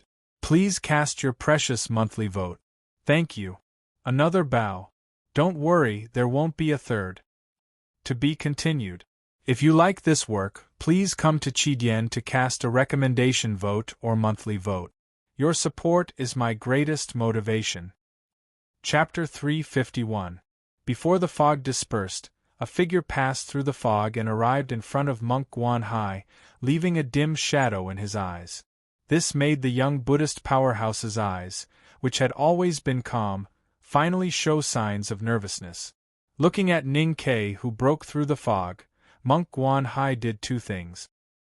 He separated his palms and pressed the thumb of his right hand into his palm, changing from the Wisdom King Mudra to the Heart Mudra. His left hand changed from vertical to horizontal, with his palm facing forward. He faced Ning Ke in the most powerful posture of the Wisdom King Mudra. At the same time, his chest and abdomen suddenly contracted, and he took a deep breath to recite the Buddhist hymn. As the two Buddhist mudra complemented each other, the fog around him suddenly became chaotic. The milky white fog emitted the faint twilight outside the hall, as if different flowers were condensing in different areas of space. When the first syllable of the Buddhist hymn sounded from his chest and abdomen, the illusory flowers of the breath of heaven and earth suddenly condensed and began to float down. Some of the flowers broke into petals and fell like rain. Some of the flowers fell with their stems and branches, covering his body densely. These petals and branches contained the chi of heaven and earth summoned by the two handprints. They were also supported by the Buddhist hymns. Once they touched the enemy's body, they would explode and hurt him in anger. Compared to ordinary people, whether it was Taoism or Buddhism, the biggest advantage of cultivators was speed. When ordinary people did not see the light clearly, they would be pierced by the flying sword. When ordinary people did not have time to dodge, they would be smashed into bloody corpses by the rain of flowers. Of course, Monk Guan Hai knew that Ning Ke was not an ordinary person, but he was sure that he had made the right choice in the face of his opponent's strange attack through the fog. Compared to ordinary people, whether it was Taoism or Buddhism, the biggest advantage of cultivators was their speed. When ordinary people did not see the light clearly, they would be pierced by the flying sword. When ordinary people did not have time to dodge, they would be smashed into bloody corpses by the rain of flowers. Of course, Monk Guan Hai knew that Ning Ke was not an ordinary person, but he was sure that his choice was right in the face of his opponent's strange attack through the fog. Unfortunately, he forgot one thing. The so-called advantage of speed, or the speed of time, could only be reflected by a certain distance. At this time, Ning Ke was less than a foot away from him. When the beautiful flowers of the breath of nature slowly floated down from the fog, and Monk Guan Hai's hands were still pinching his fingers to form the emblematic gesture, Ning Ke made the simplest move and punched the monk in the face. 2 streams of blood spurted out. Monk Guan Hai coughed painfully. The Heart Mudra in his left hand and the Wisdom King Mudra in his right hand dissipated. The breath of heaven and earth flowers that had fallen from the fog also dissipated. Finally, the fog dispersed. The clouds dispersed, and the Taoist hall became quiet and spacious again. Ning Ke slowly withdrew his fist. Monk Guan Hai wiped the blood off his face. After a moment of silence, he said, I lost. The melted ice melted into snow water and flowed slowly in the cracks of the dark wooden floor. There was a faint tinkling sound. Monk Guanhai raised his head and said with emotion, Mr. 13 is indeed the successor of the divine talisman master. Your use of talisman Taoism is unimaginable. The 4 consecutive talismans had their own ideas, and they came in sequence. It was like the beginning and ending of a beautiful essay. The last move of abandoning talismans and using fists showed that you understood the true meaning of battle. Now that I think about it, I was indeed overestimating myself by challenging you. No wonder you were so hesitant in the beginning. I guess you didn't want me to break my spirit. Ning Ke had indeed shown mercy in the end. With the abundance of the Great Spirit in his body, and the strength of his body, how could he only make Guanhai's nose bleed when he punched Gu Shi's head like a smashed watermelon? But in fact, he had won by luck. Ning Ke had used too much psyche power to use 4 talismans in a row. However, it did not matter to him because of the psyche power in his sense of perception. The key was that the Great Spirit he had attached to the first 3 talismans had directly squeezed out all the Great Spirit in his body. After using the dispersed talisman, he had forcefully broken through the fog and launched a surprise attack. His body was already extremely weak. If Monk Guanhai had not chosen to use the most powerful Buddhist cultivation method to deal with it, but instead used his body to resemble the solemn Dharma idol of the Wisdom King to strengthen his defense, he would have been the first to fall if he had held on for a while longer. Ning Ke looked at Monk Guanhai, who had sincerely admitted defeat in front of him. He secretly felt lucky. Although this monk from the Lank Temple had a high state, he had been living in seclusion in the mountain temple to study and read Buddhist scriptures all year round. It seemed that he did not know why to fight. He suddenly remembered what Yi Hongyu had said in the basket when they left the front gate of the Devil's Doctrine. Most cultivators in the world do not know how to fight. It is very easy to defeat them. It is a pity that my cultivation is not enough. I did not see the legendary no-boundary spirit of the Academy. Monk Guanhai was still sincerely reviewing the previous battle. The more sincere his attitude was, the more Ning Ke felt his face burn. He thought that when he refused to fight with him on the street, it was not because he was afraid of bullying the weak and dampening his spirit, but because he was afraid of losing and dampening his spirit. Ning Ke reached out and helped him up. Monk Guanhai thanked him and then said with slight confusion, "But I still don't understand how you avoided the raindrop that I flicked out. You should know that the raindrop was soaked with my fighting spirit." Ning Ke smiled slightly and did not say anything. He slowly recovered his spirit. Monk Guanhai looked at his expression and could not help but say with shame, "I am presumptuous, presumptuous."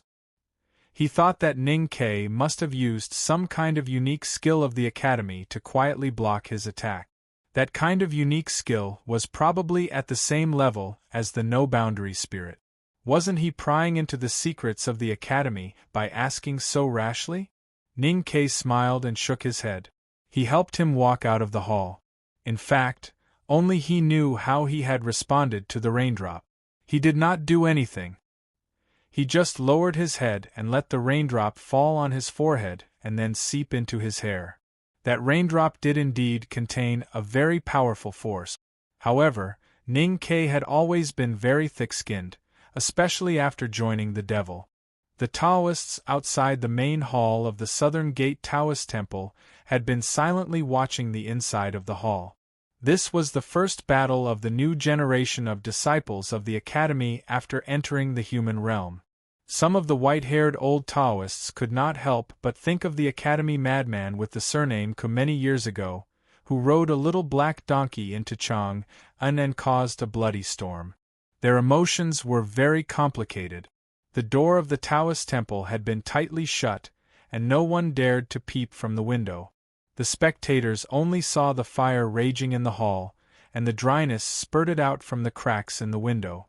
Then there was the sound of rain, and water flowed out from the door. Then there was a chill coming from the hall, and it seemed to suppress the winter outside. Then there was the Buddha's aura, and the solemn Buddhist hymns, and then everything returned to silence. There was silence in the hall. No one knew what the final result was. Did Mr. 13 of the Academy win, or did the last disciple of the Elder of Lank Temple win? Emo Shanshan stood under an old tree outside the hall and looked at the Taoist temple. When Ning Ke consecutively used 4 talismans, her eyes suddenly became extremely bright. When the Buddhist hymn sounded in the hall and the light of Buddha could be seen faintly, her eyes began to show a look of worry. When the Taoist temple returned to silence, she had probably guessed the outcome and returned to calmness. Because she knew that people like Ning Ke might be defeated or killed, but they would never be defeated or killed quietly. The door of the Taoist temple opened, and Ning Ke slowly walked out, supporting monk Guan Hai. The Taoists watching the battle could not help but be shocked when they saw this scene, especially when they saw the blood on monk Guan Hai's face. They thought that Ning Ke was indeed the one who entered the human realm from the academy, and he could actually win so easily. Of course, because of his relationship with Master Yensei, Ning Ke could also be considered half a member of the South School of Haotian. Therefore, seeing him win, the Taoists in the Southern Gate Temple could not help but show a look of joy on their faces. After a brief conversation with He Mingqi, Ning Ke and monk Guan Hai said a lot of useless things. He said affectionately that he would personally attend the Yulan Hungry Ghost Festival at the Lank Temple next year, and that he would definitely report to them at that time. Then, they said goodbye to each other and left. When they walked out of the Southern Gate Temple, the snow fell again. After walking dozens of steps along the foot of the imperial city, Ning Ke's face was slightly pale, and his hand holding the big black umbrella was trembling. Emo Shanshan looked at him and thought for a moment. Then, she reached out and put her hand through his arm. It looked like they were holding each other's arms, but in fact, she was supporting his shaky body. Emo Shanshan said, "Although Guan Hai is young, he has been carefully trained by the unfathomable elder of the Lank Temple for many years. His dharma is profound and his cultivation is amazing. In fact, he is already one of the few powerhouses in the Buddhism sect. Today, you did not use the talisman arrow, nor did you use the bag left by Master Yensei. You only used your own cultivation to defeat him. It really surprised me." When Ning Ke heard that Guan Hai was one of the few powerhouses in the Buddhism sect, he thought to himself that he had actually defeated Guan Hai head-on. Just when he was feeling a little proud, he heard the word surprised, and could not help but feel a little annoyed. He said, "Am I very weak in your eyes?" Emo Shanshan looked at the falling snow outside the umbrella and said with a smile, "Because you are indeed very weak." Ning Ke was speechless. Emo Shanshan stopped and looked at his side profile. She said seriously, "But you were very strong today." Ning Ke said seriously, "Thank you." Emo Shanshan thought of something and said confusedly, "I always feel that there is something wrong with the 3 talismans you used in the Taoist hall. With your current cultivation state and understanding of talisman Taoism, you should not be able to write such a powerful talisman. The talisman I wrote before I saw the great blockage formation outside the front gate of the Devil's Doctrine was just like that." With her status and state, she was naturally qualified to measure other talisman masters with her own cultivation. Ning Ke then realized that the girl beside him knew far more about talisman Taoism than he did. He could not help but feel a little uneasy. He thought that if she found out that he had used some strange method on those talisman papers, or even found out that he had used the methods of the Devil's Doctrine, that is not a talisman. Emo Shanshan reached out and took a snowflake. Watching the crystal snowflake slowly melt in her palm, she said, "I understand.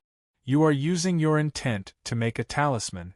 Is this the legendary no-boundary spirit of the Academy?" Although Ning Ke was a student of the 2nd floor of the Academy, he really did not know what the no-boundary spirit of the Academy was. However, at this time, since Mo Shanshan did not think that he was using the Great Spirit to replace the Qi of heaven and earth, he would certainly not explain.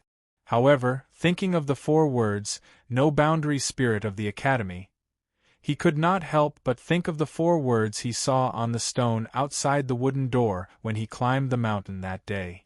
He silently thought that there was a deep meaning in these 4 words. End of 4 chapters. This month has come to a successful end. Thank you very much for your support. There is a separate chapter in front. You can read it. In the separate chapter, I am very grateful to everyone. Today is off. See you tomorrow. I bow again to thank everyone. Good night. To be continued. If you like this work, please come to Qidien.com to vote for me. Your support is my greatest motivation. Chapter 352. The Night-Shrouded Chang and City. The everlasting lamps in the corner towers of the Imperial Palace radiated a yellowish light to the ground. The dim light reflected the white snowflakes dancing slowly in front of the red palace wall. It was a very beautiful scene. This was the most remote part of the moat. The snowflakes falling from the night sky disappeared silently when they fell on the surface of the moat. In this quiet environment, the sound of their feet stepping on the loose snow became clearer and clearer. Mo Shanshan gently brushed away the fluttering hair in front of her eyes and looked at the dancing snowflakes in front of the red palace wall. She said softly, "The great river is far away in the south. It's almost impossible to see snow there." Ning Ke thought of the distant country where it was like spring all year round and said with yearning, "I really want to visit it if I have the chance." The great river is small in size and has a small population. Its national power is very weak. To the north is the powerful South Jin, which has always had a bad relationship with Yueluan. However, it has always been able to maintain peace and even prosperity for hundreds of years. Do you know why? Ning Ke shook his head. Mo Shanshan looked at the Tang Imperial Palace in front of her and said calmly, "Because there is the Tang Empire and this Imperial Palace in the world. Because the Great River has been on good terms with the Tang Empire for generations. That's why the Great River has always been under the protection of the Tang Empire, even though we are separated by thousands of mountains and rivers." Ning Ke was very clear that what she said was the truth, but he did not understand why she suddenly mentioned it.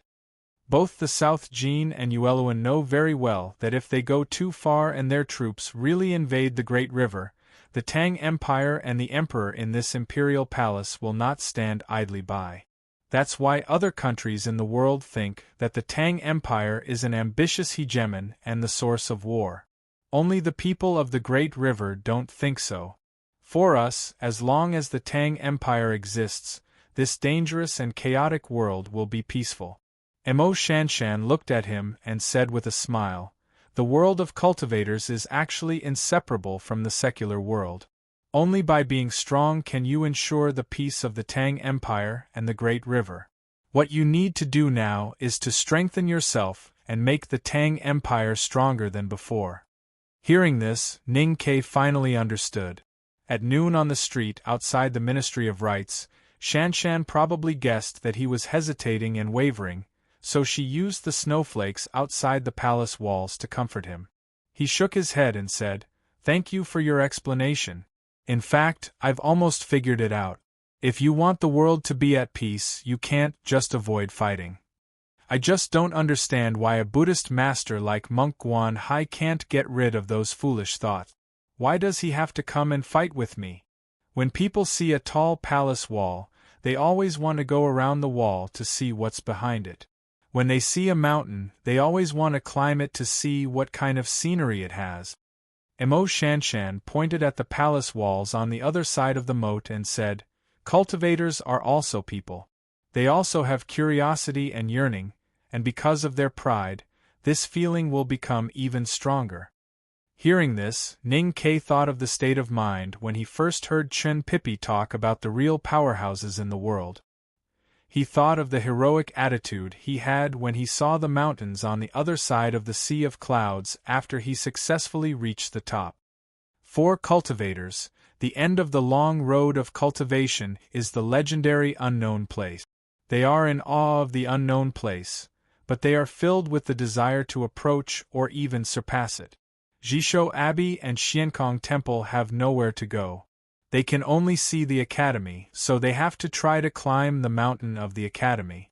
In the light snow, Ning Ke and Emo Shanshan held the big black umbrella and walked forward. The topic about the academy's entry into the human realm and the challenge was over. They looked at the thin ice floating on the surface of the moat and the snowflakes that disappeared as soon as they entered the water. They often kept silent for a long time, and occasionally discussed about talisman Taoism and calligraphy when they felt something. They had been through life and death together in the wilderness for many days and had developed a tacit understanding. Recently, they often traveled side by side in Chang'an City. This tacit understanding gradually penetrated into every part of their body and even their soul through the gentle touch of their shoulders, and the girl's hair occasionally drifted past Ning Ke's nose. Their common interest in talisman Taoism and calligraphy made it easy for them to perceive the intention of each other's gaze and gesture. That happy and peaceful emotion gradually emerged. When they walked to a certain bridge in the moat, the snow gradually stopped. Ning Ke stopped and put away the big black umbrella. Emo Shanshan took a few steps forward and then looked back at him. With this movement, her black hair flowed down from her shoulders like a waterfall. Her white dress looked especially beautiful in front of the red palace wall, just like the falling snowflakes earlier. Ning Ke looked at her beautiful face and tightly pursed red lip. He found that her eyes did not drift away at all, but were unprecedentedly calm and focused. He could not help but feel inexplicably nervous. Emo Shanshan looked at him quietly and said, "In the front gate of the Devil's Doctrine, I said that I like you."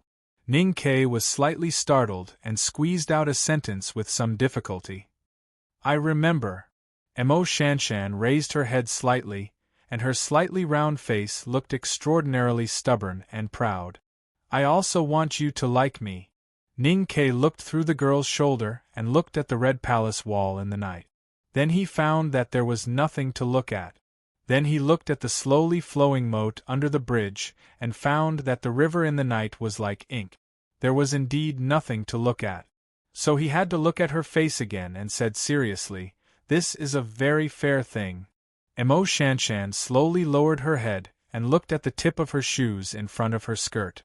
She said in a low voice, "Then do you like me?" This time, Ning Ke really looked at the palace wall behind the girl. That was because the red palace wall was higher than his line of sight and occupied most of the area in the night. It could serve as a very good background wall. Life was like a question. There were all kinds of fanatics. Emo Shanshan was a calligraphy fanatic, so she was also a question. Moreover, this was probably the most difficult question he had ever encountered in his life. Therefore, he needed to think about it seriously and repeatedly project certain images in his mind to determine the answer to this question. On the shore of the waist-thin blue sea, he saw the girl swaying gently in the wind on the branches in the early morning, and the touch of blue around her waist. Then he saw her undisciplined and indifferent eyes, beautiful eyebrows, cute round face like a bun, saw her casting half-divine talisman, saw her falling from the sky, and then they traveled together again, talking about calligraphy and talisman Taoism until the palace entered the northern wilderness again. They didn't walk alone in the snow. They once cooked fish by the lake.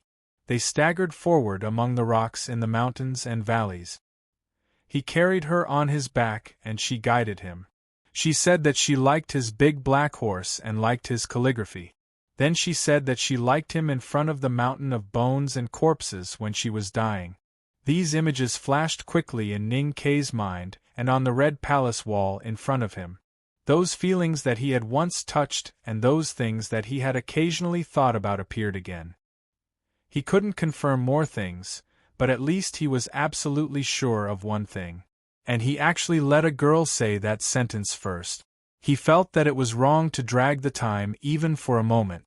He looked at Shanshan in front of him, and looked at her slightly trembling eyelashes. He said with certainty, "I like you." Emo Shanshan's body stiffened slightly. She didn't raise her head to look at him, but walked directly to the side of the bridge. She lowered her head and looked at the ink-like moat quietly. She looked at the floating ice in the river, and a shy smile gradually appeared on her indifferent face. The battle between Ning Ke and Monk Guan Hai in the main hall of the Southern Gate Taoist Temple did not cause any disturbance in the secular world. In the eyes of the ordinary people living in the streets and alleys, cultivators were like the cultivators in Ning Ke's eyes in the past. They were all immortals who lived in the wind and drank dew and flew around the clouds. Whenever immortals fought, as long as there was no disaster, mortals were usually not willing to care. In fact, they didn't know about these things. But for the various sects in the cultivation world, the result of the battle had a far-reaching impact. The defeat of Guan Hai, the last disciple of the elder of the Lank Temple, proved once again that the academy was the highest peak in the world, and also made Ning Ke, Mr. 13 of the academy, enter the ranks of the so-called powerhouses. Monk Guan Hai lived in seclusion in the deep mountains behind the Lank Temple in his early years. He was not famous, but even I would have a hard time defeating him. I didn't expect Ning Ke to be able to defeat him. It seems that he has improved very quickly recently. I think now, no one on the Peach Mountain still thinks that he defeated Long Qing twice because of luck. In a dark room in the West Hill Divine Palace, Yi Hongyu looked at the dossier she had just received. A smile appeared on her beautiful face. For some reason, she did not wear her iconic red dress, but a simple Taoist robe. A subordinate of the judicial department of the Divine Hall heard her words and could not help but frown slightly. He retorted in a low voice, "No one can deny that Mr. 13 has improved very quickly. But it is definitely luck that he defeated the prince twice in a row. If the prince was not at the critical moment of breaking the realm on the snow cliff, how could he have succeeded in his plot?" Yi Hongyu looked at the subordinate quietly and said, "Plot is also a kind of battle. Since you have become an enemy, do you still expect the enemy to be tolerant and gracious? As long as it is a battle, it is fair. And you must remember that Hao Tian is also fair. A shameless guy like Ning Ke can become a student of the second floor of the academy and be chosen by Uncle Yen Sei as a successor. Then he must have something worth learning other than luck." The subordinate of the judicial department did not dare to refute any more. He lowered his head and said yes. He went out and walked to a tree by the cliff. He glanced at the simple stone house and revealed a sneer on his face. He lowered his voice and said to his companion, "The Divine Hall has suffered a serious setback in this trip to the wilderness. In this trip to the wilderness, the Divine Hall has suffered a serious setback. Prince Long Qing may have died. Our Grand Master Yi has encountered a strong enemy and was forced to lower her state. I'm afraid that she will never enter the knowing destiny state in this life. But she still shows such confidence in front of us. Doesn't she know that this is pitiful and ridiculous?" Yi Hongyu was indeed seriously injured in the trip to the wilderness, especially when Lian Xing used the practice of Taotai and forced her to lower her state to survive. It had caused irreversible damage to her cultivation. But she was after all the Tao addict and her cultivation state was still in the upper see-through state. How could she not hear the whispers outside the house? However, she did not get angry. She just gently tidied up her wide green Taoist robe, and then silently closed her eyes. "I was happy the whole day yesterday, but I suddenly withered today. Maybe I was too relaxed and felt extremely uncomfortable. It was even more uncomfortable than when I tried my best at the end of last month. And I happened to be writing this terrible plot, so I actually wrote for 6 hours. It's so scary. This is the only chapter today. Don't worry, I won't wither. I will definitely write more tomorrow." To be continued. If you like this work, please come to Chidian.com to vote for me. Your support is my greatest motivation. Chapter 353. The West Hill Divine Palace commanded the hundreds of millions of believers of Hautian Taoism in the world and worshipped the spirit. They needed to stand on the soil of reality, especially the judicial department, which was the most realistic place in the divine hall. Yi Hongyu's future as the Grand Master was covered with a layer of gloomy dust after her repeated failures in the wilderness. That was why her subordinates, who used to be in awe of her, dared to talk about her in private now, and she became quiet. There was a simple Taoist temple deep in the mountains in the south. Not many people knew about this Taoist temple, and the old plaque outside the Taoist temple said, Jishou.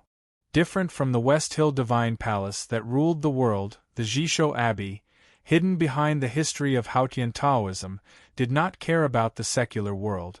There were 7 huts by the lake in the Jishou Abbey, which enshrined the legendary 7 volumes of the Tomes of Arcane. The 4th hut was already in a state of emptiness. It had never been able to bring back the Ming hand scroll that was lost in the wilderness. The thatch on the eaves seemed to be withered and decayed. The other 6 huts seemed to be infected by the aura of the Tomes of Arcane. The golden thatch on the eaves seemed to be carved out of gold, reflecting the sunlight and exuding a sense of luxury and solemnity, which made people want to kneel on the ground and never rise again. On the agarwood table in the first hut by the lake, there was an ancient book with a cover as black as blood. This ancient book was so thick that it looked like a piece of natural black bloodstone. It was the hand scroll of the Tomes of Arcane. The black cover and snow-white pages made this heavenly book release a feeling that made people's hearts palpitate. The hand scroll on the table had been opened, and it was even more likely that it had never been closed for thousands of years.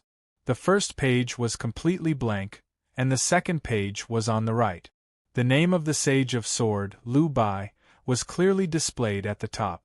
Not far from the horizontal were the 2 words Jun Mo, and around it were words like Yi Tang.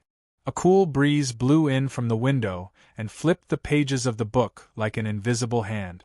It quickly flipped through the heavenly tome and came to the last page. Last summer, Ning Kei's name had appeared here after he successfully climbed to the top of the academy and comprehended talisman Taoism on a stormy night. But now his name had disappeared. The paper was as white as snow. The wind from the lake lingered between the beams and pillars of the hut. When it met the walls, it turned back and flowed to the agarwood table. It began to turn the pages again, but this time it was turning from the back to the front. The pages of the book were turning very fast.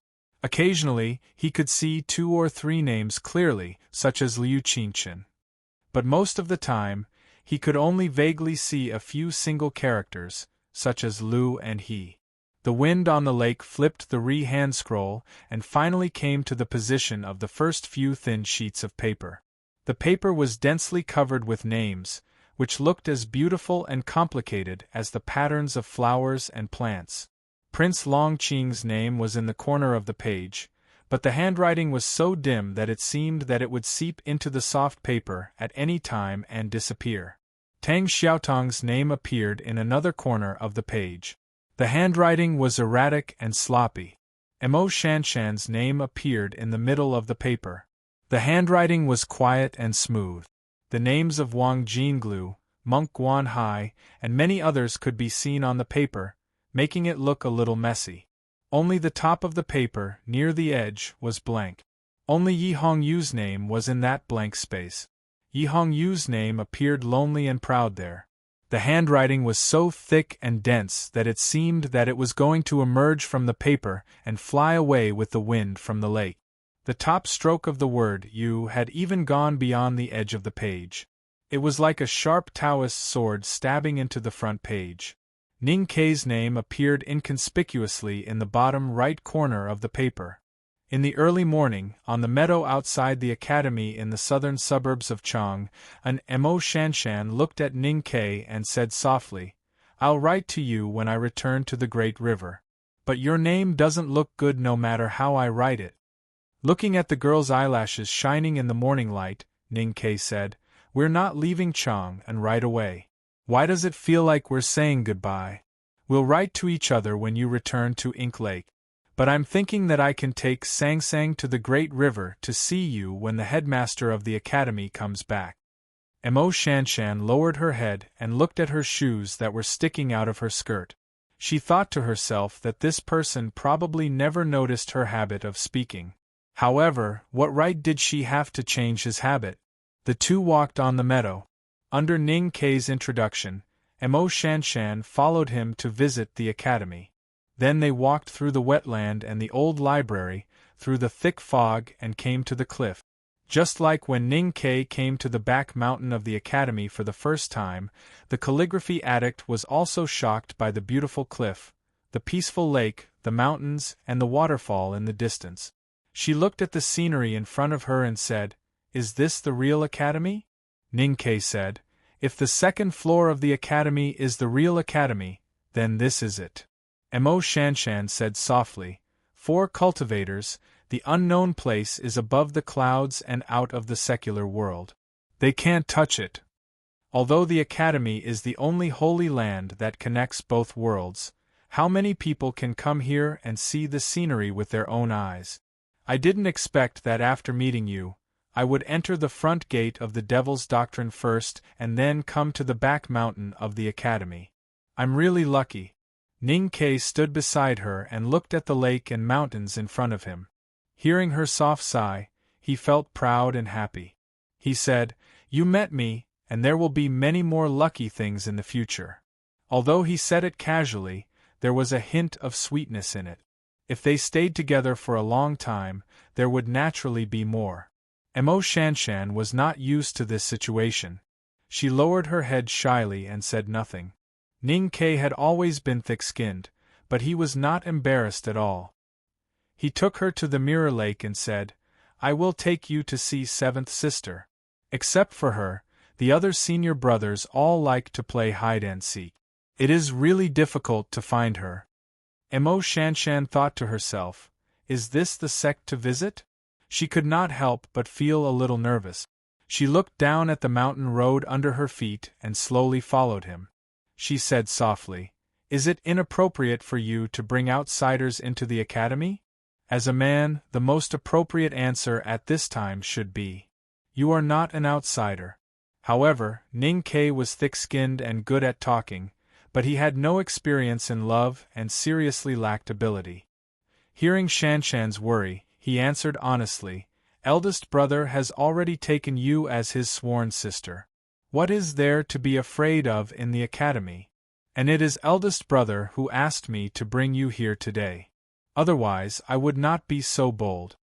When he crossed the mirror lake, he greeted seventh sister and chatted with her for a while. Then he went to visit fourth brother and sixth brother in the iron-making house by the stream. Sixth brother, who was used to being half-naked, was startled when he saw Ning Kei suddenly bringing a beautiful little girl in. He hurriedly put on a coat faster than he swung the hammer. Fourth brother, on the other hand, sat silently by the window and deduced, as if he had seen nothing. The iron forging house was unbearably hot and full of steam. Thinking that Shanshan was after all a girl who loved beauty, Ning Kei only wanted to talk with her for a while and then leave. Unexpectedly, when Shanshan saw fourth brother's deduction by the window, she refused to leave. Instead, she walked over and squatted down to carefully look at the talisman lines on the sand table. Her expression became more and more serious. Ning Kei's expression slightly changed and walked to the window to watch together. After a long time, fourth brother raised his head and glanced at the girl squatting beside the sand table. He indifferently asked, "You also know talisman?" Asking calligraphy addict if she knew talisman was equivalent to asking a butcher if he knew how to kill pigs or asking a hunter if he knew how to walk the mountain road. Ning Kei knew fourth brother's character and was worried that Shanshan would be angry. He hurriedly said, "Senior brother, she is calligraphy addict." "Oh, so you are calligraphy addict." Fourth brother looked at Mo Shanshan and repeated, "Then do you know talisman?" Ning Kei was completely speechless. Among the three addicts in the world, Mo Shanshan had always been known as a quiet and virtuous woman. She was not angry at all but just a little confused. She looked up at Ning Ke and remembered his answer in the wilderness that day. She could not help but smile and said, "A little." Fourth brother pointed at Ning Ke and asked, "How are you compared with him?" Mo Shanshan did not think and said without hesitation, "Much better than him." Ning Ke became more speechless and felt his self-esteem was hurt. Fourth brother nodded with satisfaction and said, "Then you are indeed qualified to see my deduction." Mo Shanshan looked at the talisman lines moving slowly on the sand table and asked uncertainly, "Is this really deduction algorithm?" Fourth brother said, "If it weren't for the deduction algorithm, how could you be so fascinated by it?" Mo Shanshan said in surprise, "But my master said that the river and mountain sandbox deduction algorithm has been lost for many years." Fourth brother shook his head and said, "The river and mountain sandbox deduction algorithm was indeed lost in the Kaiyuan period of the Tang Empire. But less than 40 years later, Ing Shanren, the seventh patriarch of Black Ink Garden, and a sage of the academy studied it for 6 years and re-established the standard of deduction algorithm. Later, the two sages spent their whole lives to recast the river and mountain sandbox. Since your master, the master of calligrapher, is the successor of Ing Shanren, how could he not know these things?" Mo Shanshan stared blankly at the ordinary sand table in front of her, wondering if it was really the legendary river and mountain sandbox. Looking at the two lines on the sand table that seemed to be always parallel but actually disturbed each other, she frowned slightly and said, "Is it deducing the initial value between the fixed talisman intent and the fluctuation of pneuma?" Fourth brother didn't expect that the little girl could see through the content of his deduction with just a glance. His expression slightly changed and he said with great interest, "Do you also study this?" Mo Shanshan looked at the sand table attentively and said, "A little, but I didn't think that I could deduce it out of thin air." Fourth brother looked at her with a look of approval. He really appreciated the girl's concentration when studying talisman Taoism. He turned to Ning Ke and said unhappily, "Hurry up and bring a stool here. Do you want Miss Shanshan to squat like this all the time?" Ning Ke felt very innocent, but he continued to be silent and brought a stool over. Mo Shanshan didn't thank him or even look at him. She directly sat on the stool, holding her chin and focusing on the sand table. She occasionally discussed with fourth brother and then continued to focus on the sand table. The next chapter should be written at about 11 o'clock. To be continued. If you like this work, please come to Chidian.com to vote for me. Your support is my greatest motivation. Chapter 354. Although Ning Ke was quite talented in talisman Taoism, he was still far away from fourth brother and Mo Shanshan in the aspect of cultivation. Moreover, he could not understand the content of the discussion between Mo Shanshan and fourth brother at his current state. He was bored standing by the window and found that no one was willing to pay attention to him, so he had to leave.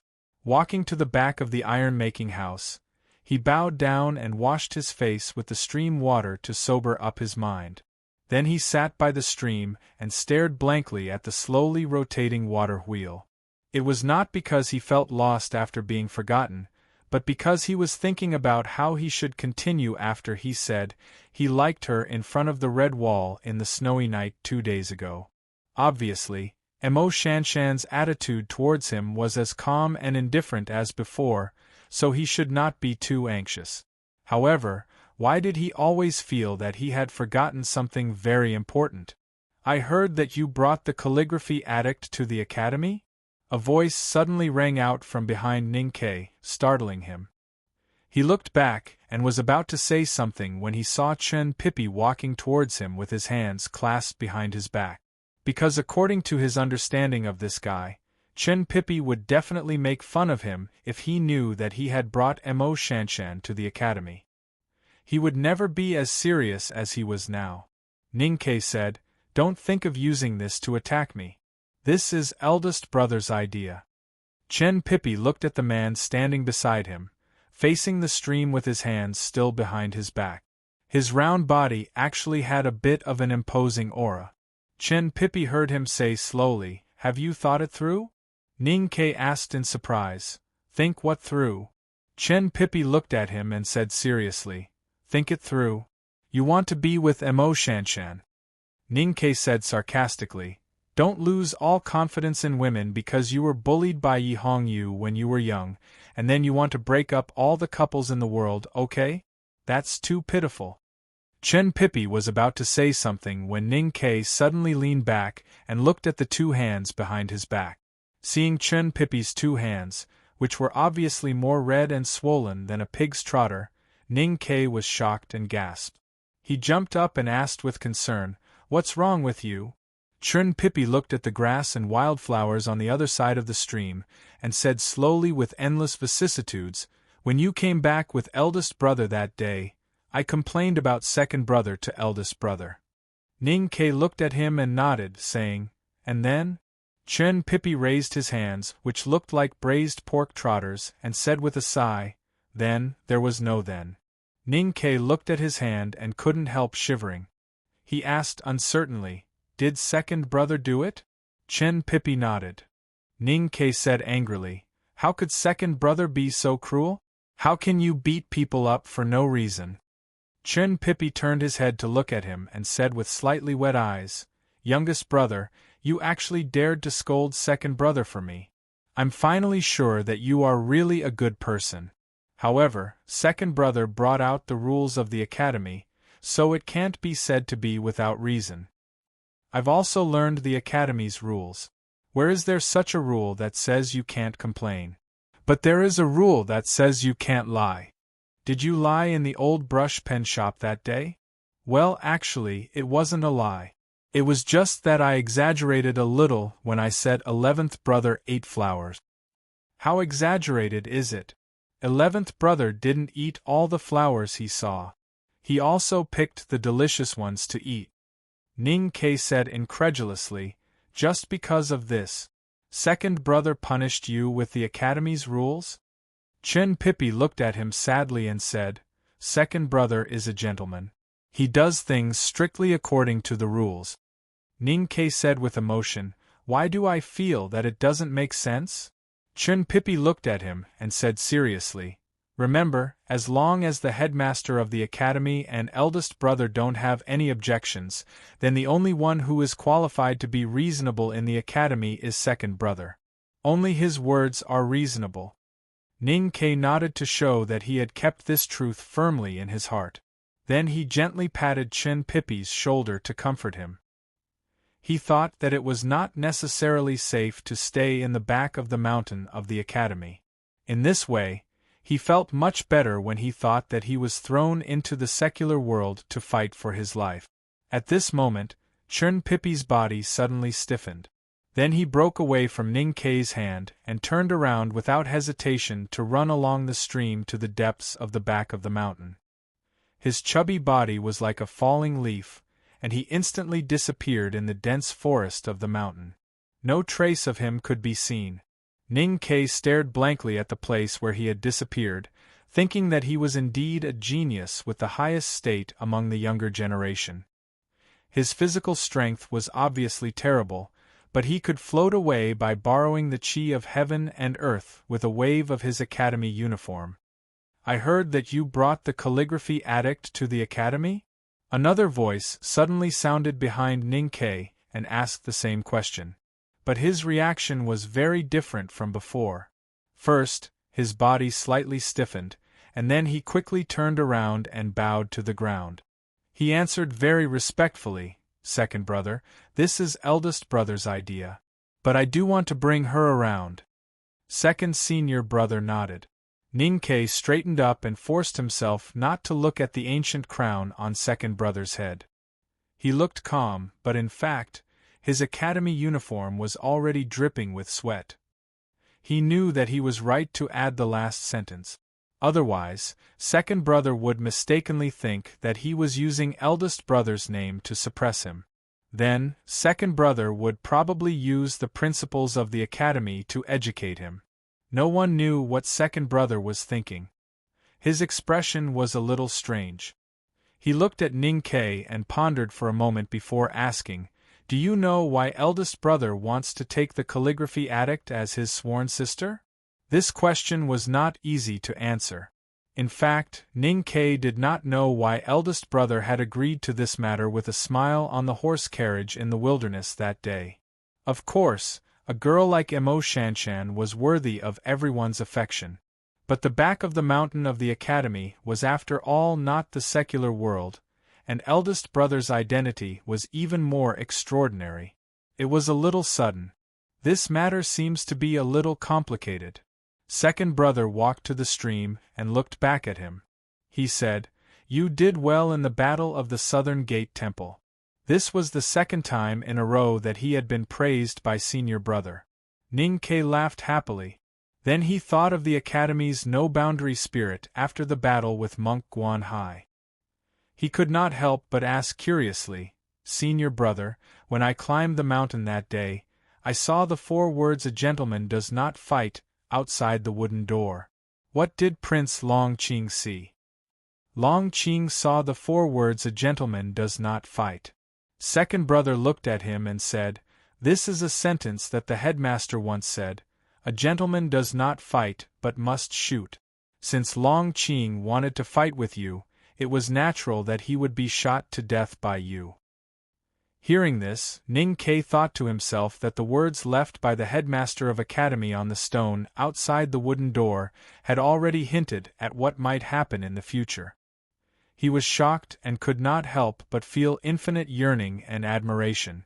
At this moment, second brother was thinking about that extremely troublesome matter.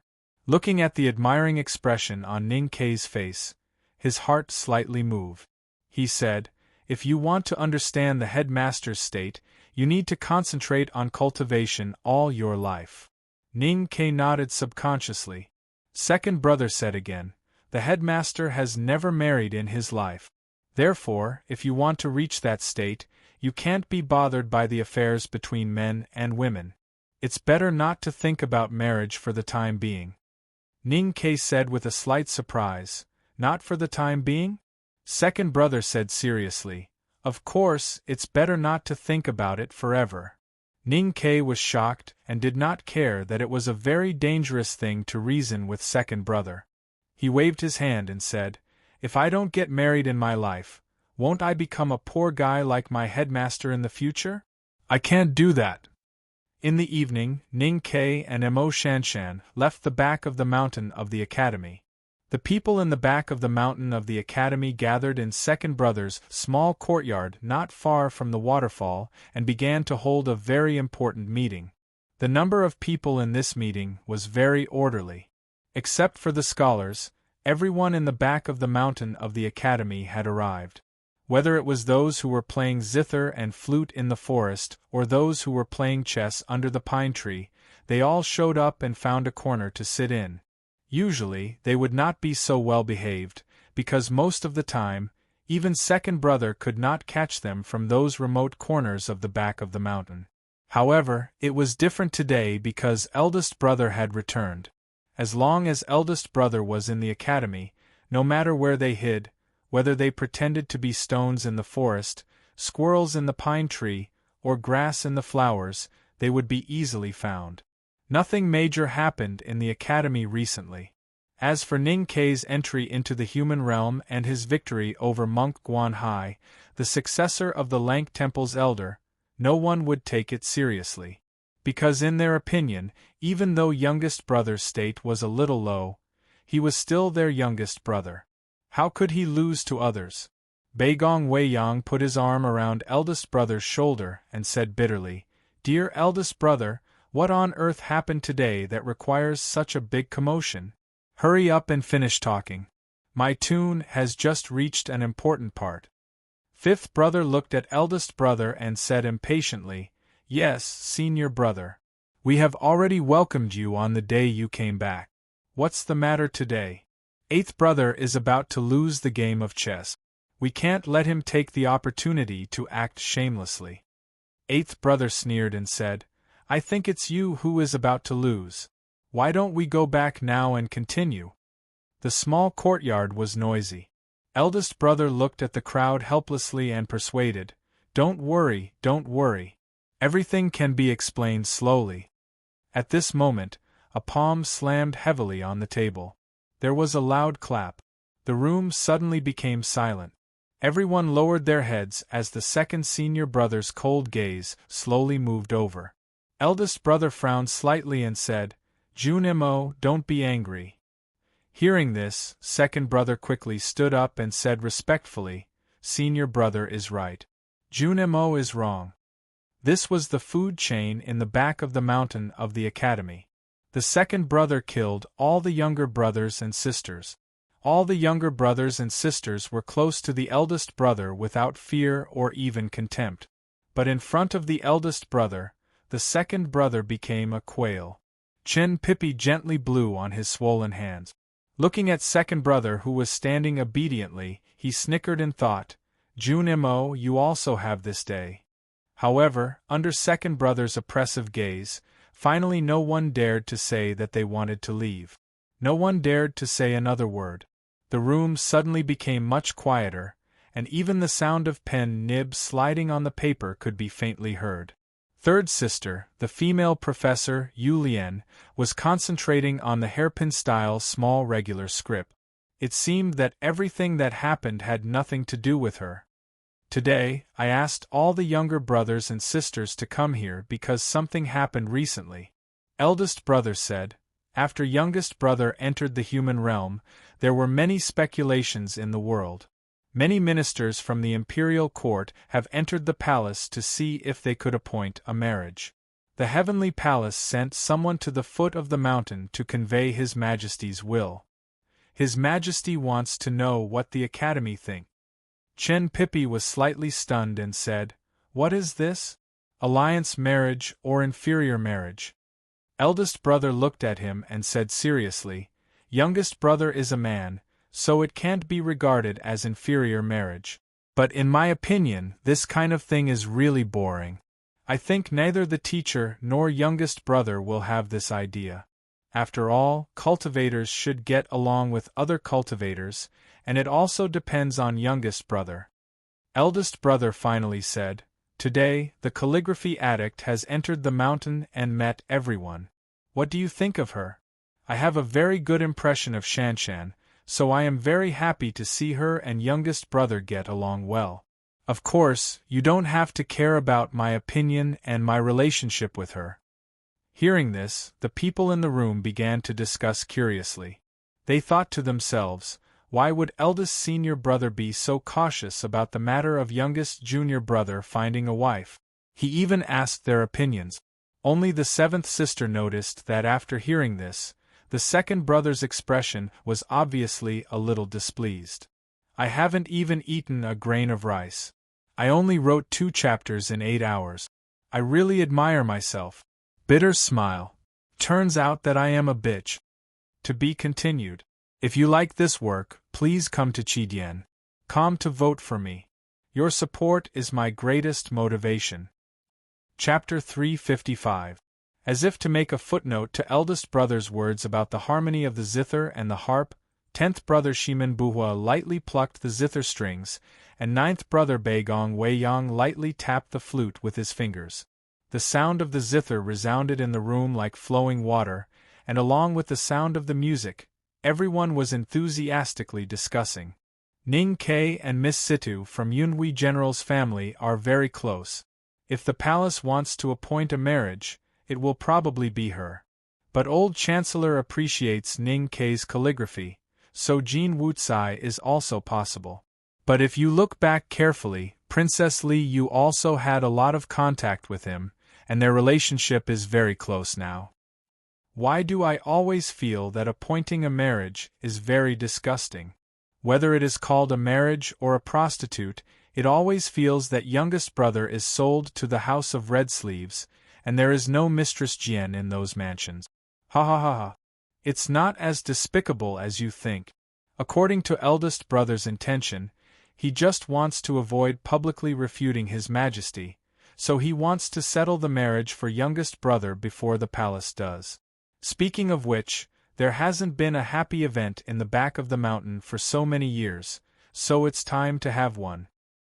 But I haven't seen the calligraphy addict mentioned by eldest brother, so I don't know whether she is good or bad. Youngest brother is an orphan, so we, as his senior brothers, should think more about him. Since she is from the great river kingdom, she must live in the ministry of right. Should we go to Chang, an city together tomorrow to take a look for youngest brother? Take a look? She is a girl, not an old thing. Fifth brother, I remind you that the calligraphy addict is the successor of the master of calligrapher Wang, and her state of cultivation is not weaker than yours. You have been playing chess every day these years, and have been slacking on your cultivation. I'm afraid you are no match for her at all. If you annoy her, be careful of entering Chang, an city, and not being able to come out. Eldest senior brother shook his head as he listened to the idiotic words of these people. Seventh sister swept the leftover melon seed peels into a small basket, looked up at his expression, and said with a smile, I think the calligraphy addict is not bad. Her little face is quite round. If you marry her, it should be comfortable to pinch her face every day. When Chen Pippi heard this, he thought of the torture he had suffered under seventh sister's slender fingers all these years. He subconsciously raised his hand to cover his chubby cheeks, but he forgot that his hand was injured. The pain made his brows scrunch up. Holding a cup of tea, the sixth brother said honestly, There's enough steam in the smithy. That girl's temperament is very rare, and I think she's not bad. Fourth brother nodded and said, It's good that there's finally someone in the back mountain who really understands talismans. Beigong Weiyang and Shimen Buhua looked at each other, put down the zither and flute in their hands, and said with a smile, It's good that everyone is good. Since everyone says the calligraphy addict is good, we will naturally say the same. Ever since Ning Ke returned to Chang'an from the wilderness, the rumors about him and Mo Shanshan, the calligraphy addict, had spread. People in the back of the mountain of the academy also knew a little about it. Thinking that they were originally in love with each other, and with eldest brother's suggestion, everyone who had seen the calligraphy addict agreed, it was naturally a good thing. It seemed that the marriage of the youngest brother at the back of the mountain of the academy would be settled in this way. However, at this moment, a voice rang out from within the house. Not good. Seventh sister frowned slightly. Everyone looked at second brother in surprise. They did not expect that he would object.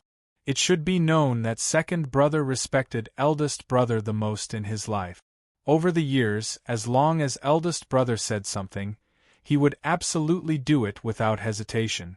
Seventh sister looked at him and said sarcastically, What do you know about the love between a man and a woman? There was no extra emotion on second brother's face. He just slightly lowered his head and looked at the shadow of his ancient crown in front of him. Eldest brother looked at him and asked calmly, What's wrong with the calligraphy addict? I'm not saying that the calligraphy addict is not good. After a long silence, second brother said, It's just that if youngest brother must marry, there's a better one. Eldest brother looked at him quietly and asked, Then who is it? Second brother slowly raised his head and looked straight into his eyes. He said slowly and firmly, Sang Sang. There were several senior brothers in the back of the mountain of the academy who did not know who Sang Sang was. They asked Chen Pippi and found out that in second brother's eyes, Ning Ke's little handmaiden was actually a better choice than the calligraphy addict. Fourth brother said, The academy has never been a boring place to judge people based on their status. But since the little girl named Sang Sang is youngest brother's handmaiden, it will be against the law of the Tang Empire if she gets married. It will always be troublesome. Second brother said expressionlessly, It's not troublesome. We just need to remove her registration. Fourth brother glanced at him and said nothing more. Eldest brother looked at his eyes quietly and suddenly said with a smile, I insist on my opinion. Second brother looked back at him calmly and firmly, I also insist on my opinion. Eldest brother said, Most of the younger brothers and sisters support my opinion. Second brother said expressionlessly, Senior brother, you let everyone not care about your relationship with Mo Shanshan. But the relationship already exists, so the opinions of the younger brothers and sisters are meaningless to me. Eldest brother said calmly, well, the opinions of the younger brothers and sisters should not be involved. But what about my opinion? I don't know why you have such an opinion, senior brother. Second brother looked into his eyes and asked, I really want to know why you wanted to take the calligraphy addict as your sworn sister in the wilderness. Were you planning to do this at that time?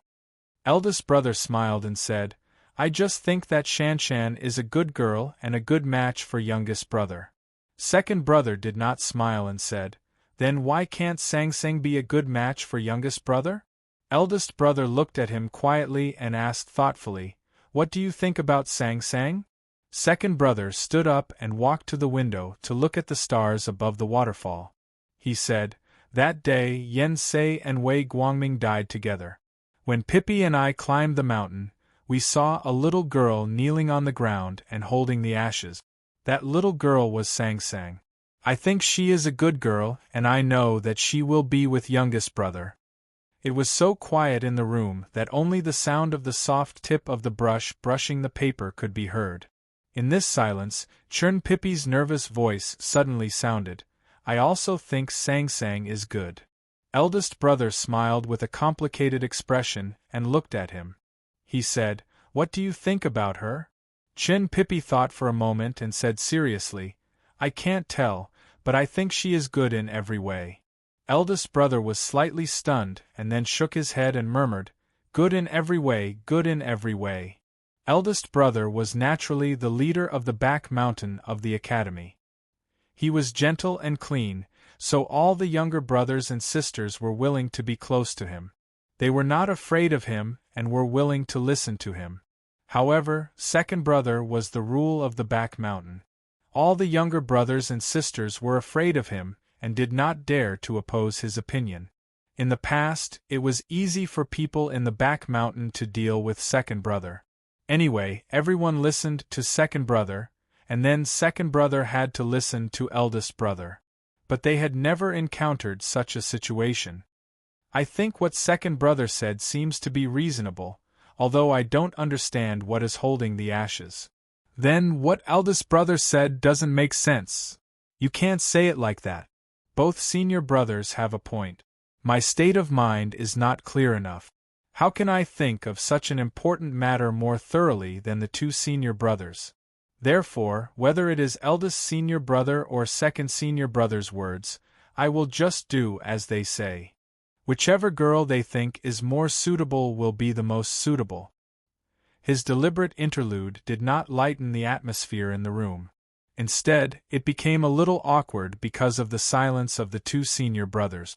So the room became dead silent again. Eldest brother looked at second brother and said seriously, Younger brother, there are many things you don't know. Second brother looked at him and said, There are indeed many things I don't know. I don't know why you are hostile to Sangsang. Is it because she is the successor of the great divine priest of light or something else?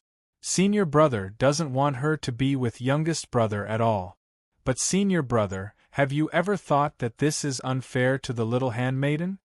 After a long silence, eldest brother said calmly, I have no hostility to Sangsang. But I admit what you said. I really don't want youngest brother to be entangled with her for the rest of his life. Second brother looked at his eyes and asked, Why? Eldest brother said, There is no reason. It is just a feeling. Second brother said, Senior brother, I have always believed in one principle in my life. Everything needs a reason. Eldest brother looked at him and said, You don't need to know. Teacher knows. Second brother said, Then why don't we wait for teacher to come back? Eldest brother said, Because the palace has sent the news.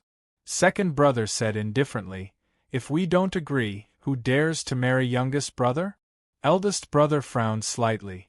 Second brother said, I haven't seen senior brother frown for 10 years. Why do you frown? Do you also think there is something wrong with this? Eldest brother was still frowning. He looked at him and shook his head. That's because I find that after so many years, you still haven't grown up. You are still the hot-blooded young man who only knows to be stubborn and can't see the whole picture.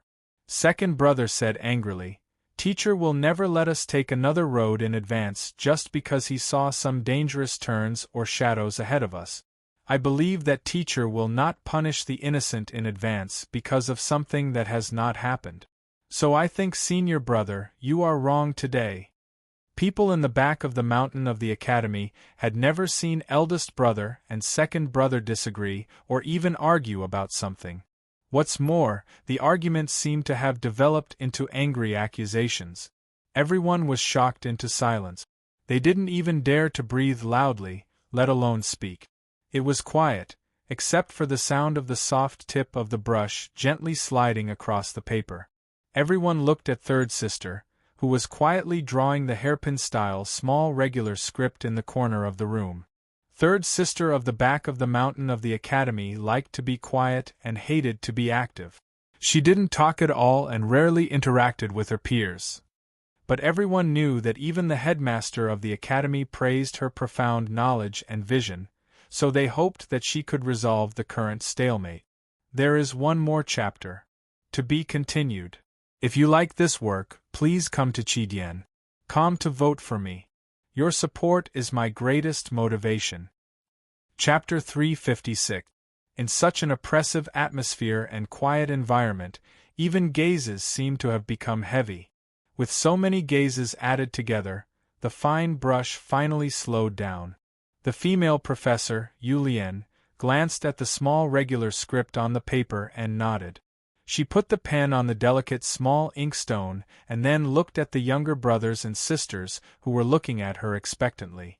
She was indeed the third sister of the academy who was praised by the headmaster of the academy. She only used one sentence to solve the never-before-seen dispute between the senior brothers in the academy and made a direct judgment on the debate between the two senior brothers.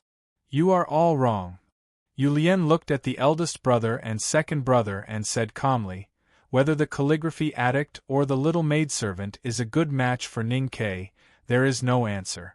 Because the word match stresses on each other's feelings. No matter how you insist on your own opinions, how can you know Ning Kei's feelings? The second brother slightly frowned and said, Youngest brother is an orphan. He has no parents or relatives. The back of the mountain of the academy is like his home. Of course, his marriage should be decided by the headmaster or us senior brothers and sisters. Yulian smiled and said, That's why I said you are wrong. You don't understand, youngest brother. I watched him climb the old library, vomit blood and pass out, and silently lose weight day after day by the window. I know what kind of person he is. Not to mention the palace's arranged marriage. Not to mention who our senior brothers and senior sisters want him to marry.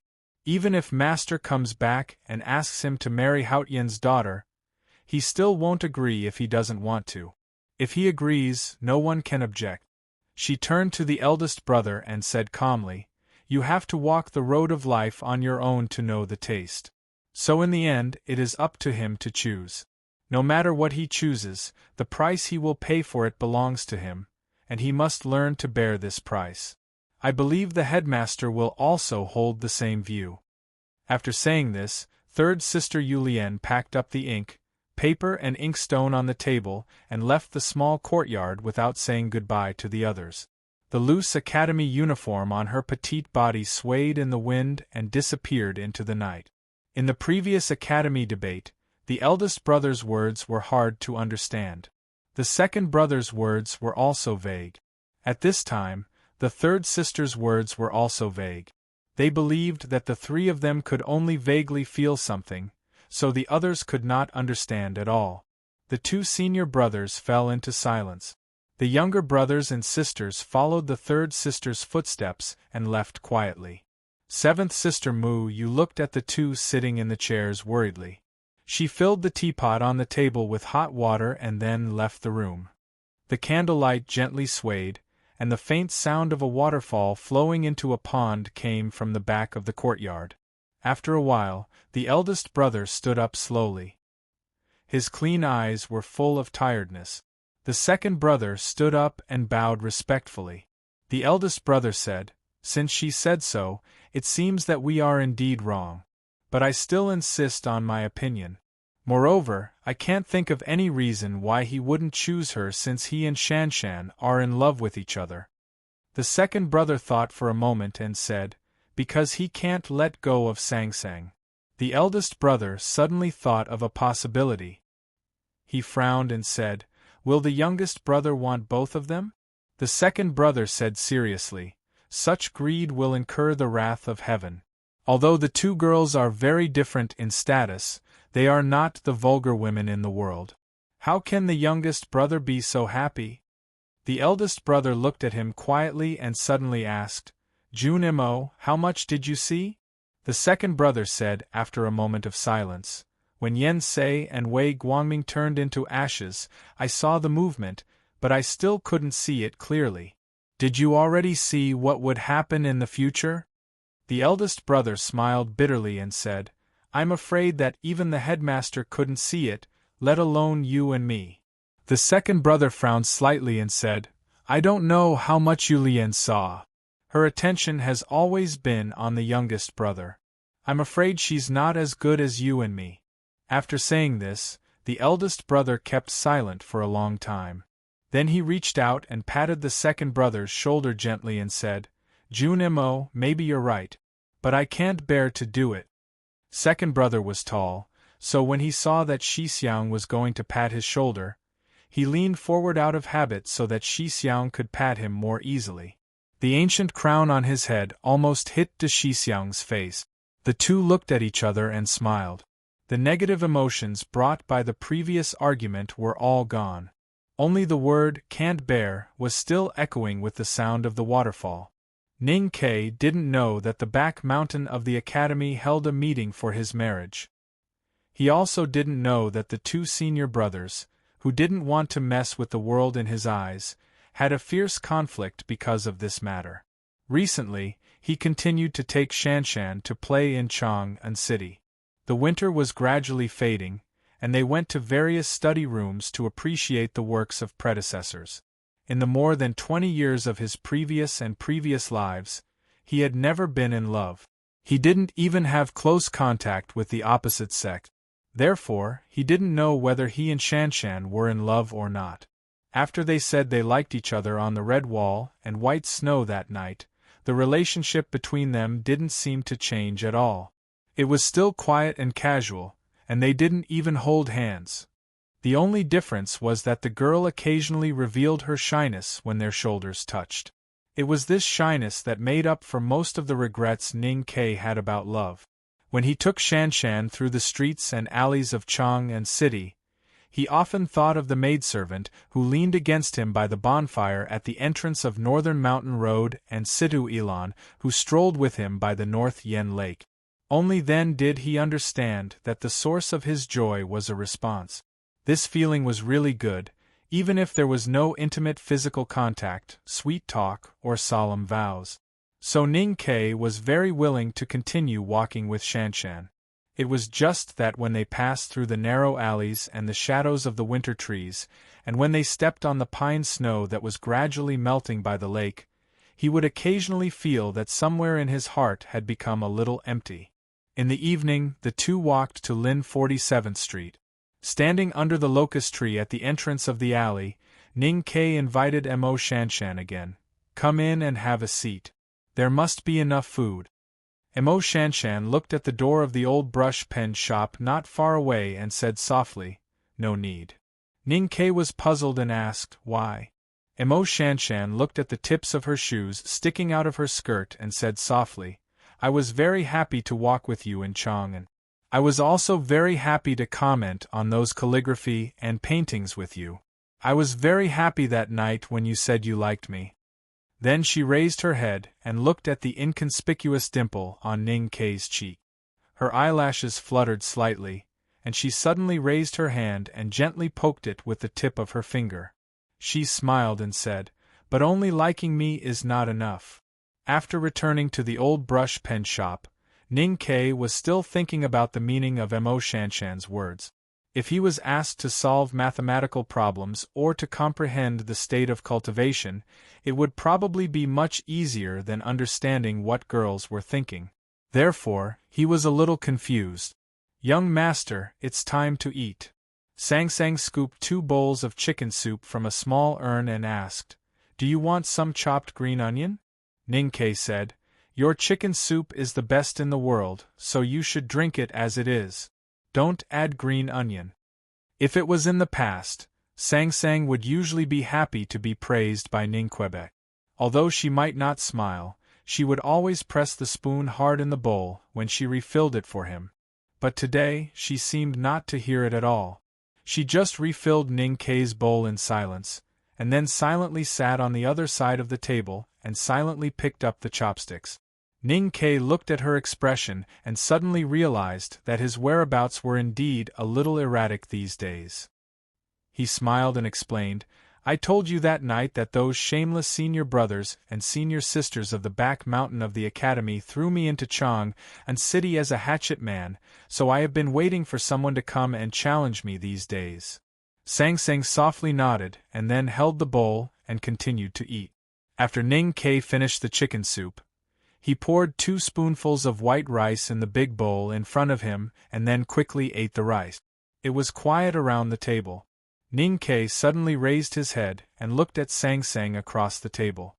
He said, "Since you were very young, we have been discussing what kind of sister-in-law we should find for you." Sang Sang gently put the bowl on the table and looked at him. She said, "It's young mistress. That's what I called her after we left the city of Wei." Ning Ke could not help laughing when he thought of the past when he took Sang Sang to the House of Red Sleeves to choose girls. Then he finally understood why he always felt a little empty in his heart these days. It was because he had not heard someone's opinion, or he had not reported to someone, or he wanted to hear something he wanted to hear. He looked at Sang Sang and said seriously, "What do you think of Mo Shan Shan?" Sang Sang looked at his eyes very seriously. After a long time, she picked up the bowl again and said, "Very good." Ning Ke looked at the little girl who was about to bury her little face in the bowl and asked with a little surprise, "Very good?" Sang Sang's little face popped out of the bowl and looked at him. She said, "Very good." Ning Ke looked at her eyes that were as clear as a small pond, her hair that was as yellow as the grass after the snow, her small dark face, and the rice stuck on her face. He was silent for a long time, and then he smiled wordlessly. "It's nothing. I was just asking." He reached out to pick up the rice stuck on Sang Sang's face and threw it into his mouth skillfully. Then he lowered his head and continued to eat. Somehow, he felt a little depressed. He silently thought that Sang Sang was still a child. After dinner, Sang Sang boiled water and washed the dishes as usual, while Ning Ke began to write talismans. When he was tired and sleepy, he would casually write a few pieces of calligraphy to refresh himself. When it was late at night, he would warm his feet and get ready to go to bed.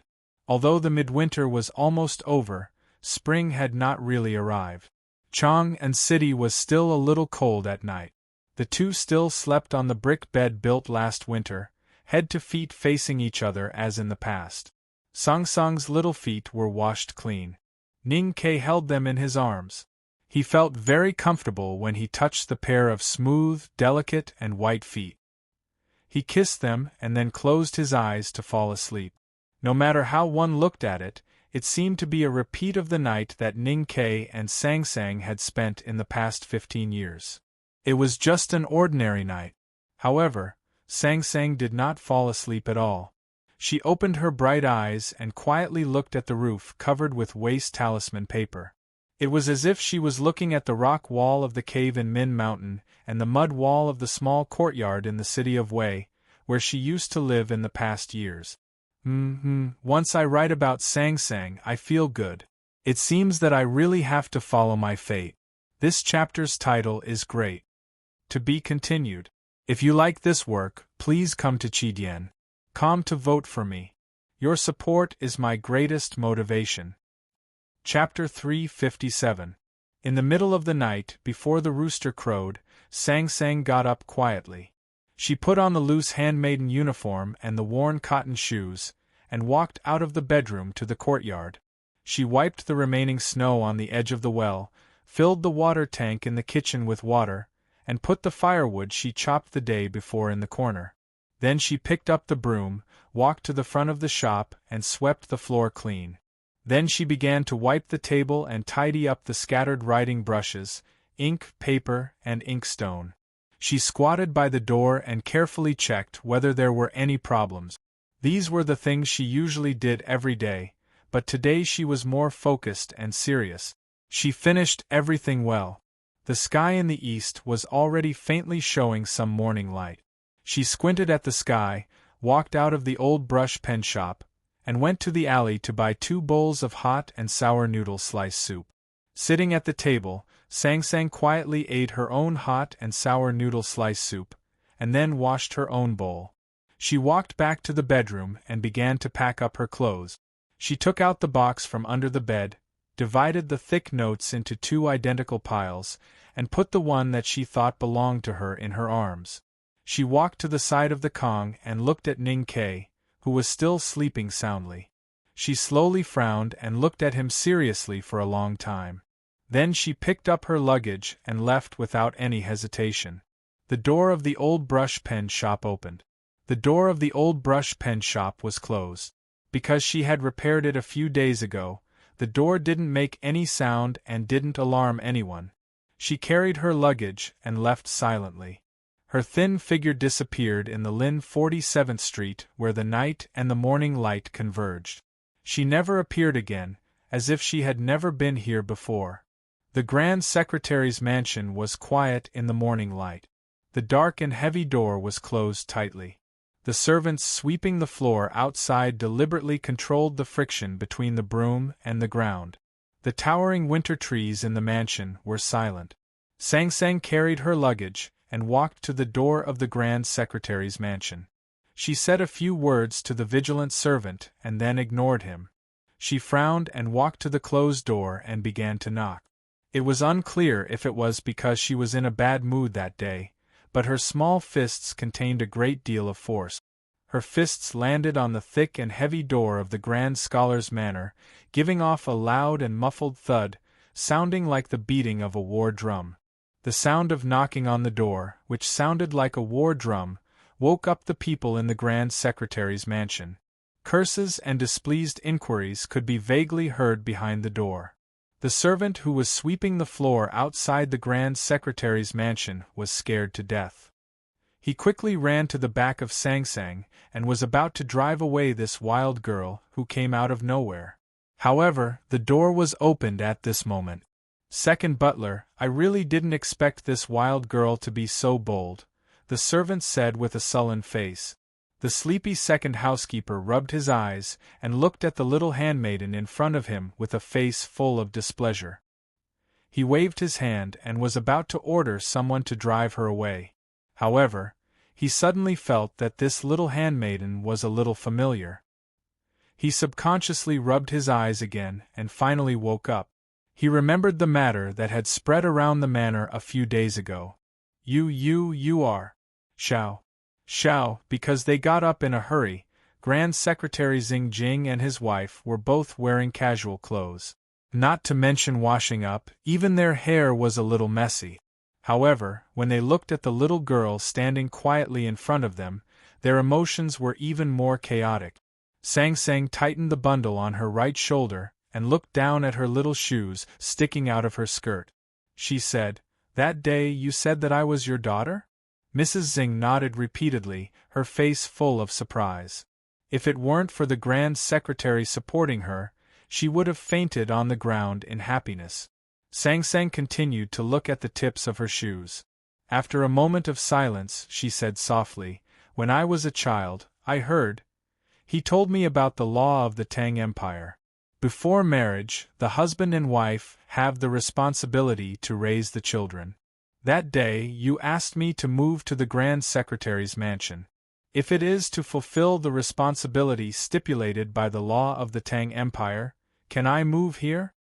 "Of course you can." Mrs. Xing held her hand in surprise and said, "This is your home. Of course you can come back to live. Grand Secretary Xingjing looked at the dark and thin little girl in front of him.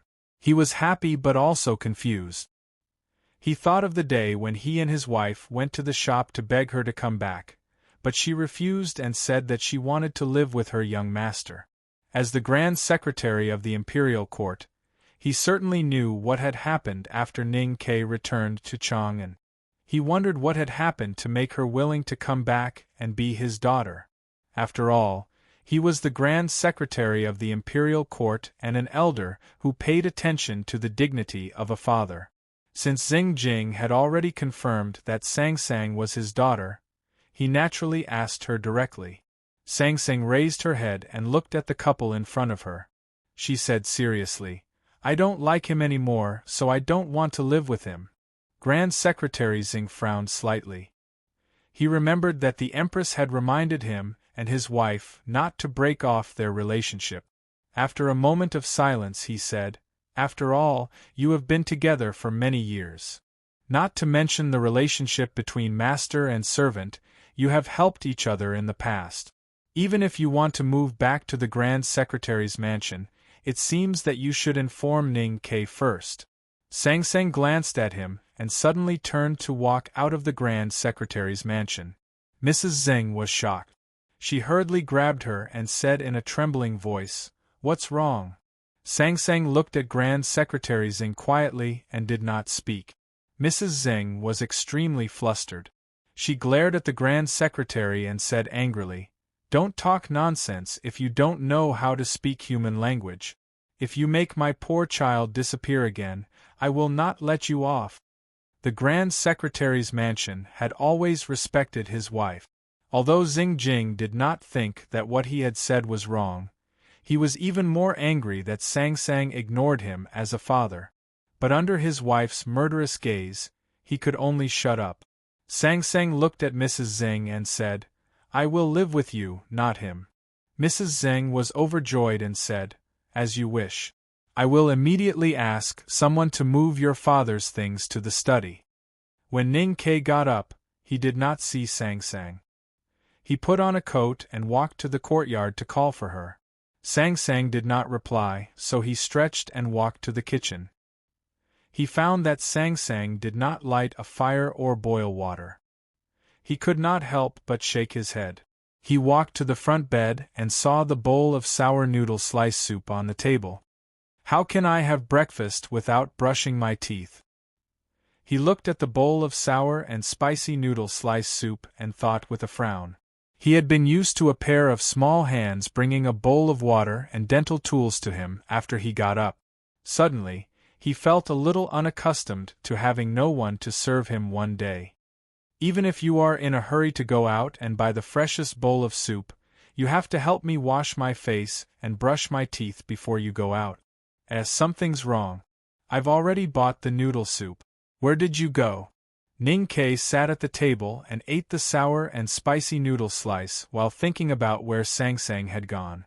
In the end, he guessed that her stingy habit had acted up again and she insisted on going to the South Gate market to buy fresh vegetables from farmers outside the city. "It's only 2 or 3 copper coins cheaper. Is it worth it to get up so early in the morning and travel so far?" After eating the sour and spicy noodle slice, Ning Ke laughed at someone as he walked back to the backyard with the dirty bowl. He threw the bowl beside the stove and felt a little sleepy, so he went back to sleep. He woke up again when the sky was bright. He rubbed his eyes and walked out of the house in his slippers. There was still no movement in the front bed or the backyard. He could not help but shout angrily, "Where is the hot water? Are you going to let me go out?" No one answered him. It was quiet in the front and backyard of the old brush pen shop. Ning Ke was startled and walked to the kitchen. The dirty bowl was still on the edge of the stove, and the stove was still filled with cold smoke. There was no firewood or fire, so it was naturally impossible for there to be any hot water. He walked to the wall of the courtyard and looked at the neat pile of fine firewood. He shook his head and sighed. Then he carried a small pile of fine firewood back to the kitchen and started to boil water.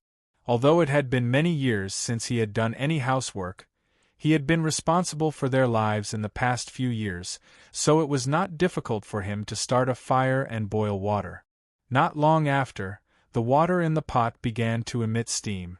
Ning Ke looked at the steam on the pot and suddenly felt that something was wrong.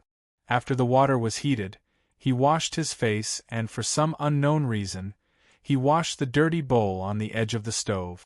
If it were any other day, he would have gone to the academy or wandered around Chang'an. But today, he did not go anywhere. Instead, he silently walked to the front berth and sat in his armchair. Looking at the tables, chairs, and shelves that had been polished until they shone, and at the clean floor that had been swept clean, he began to stare blankly. He was silent by the table for a long time, and his face looked a little stiff. From time to time, people passed by in the alley. He would raise his head when they reflected on the door, but no one pushed the door open. No one pushed the door open. Ning Ke waited in silence until it was almost noon. He suddenly got up, opened the door and walked out. He went to the Bianfang in the eastern city to buy a roast duck and some vegetables in the market.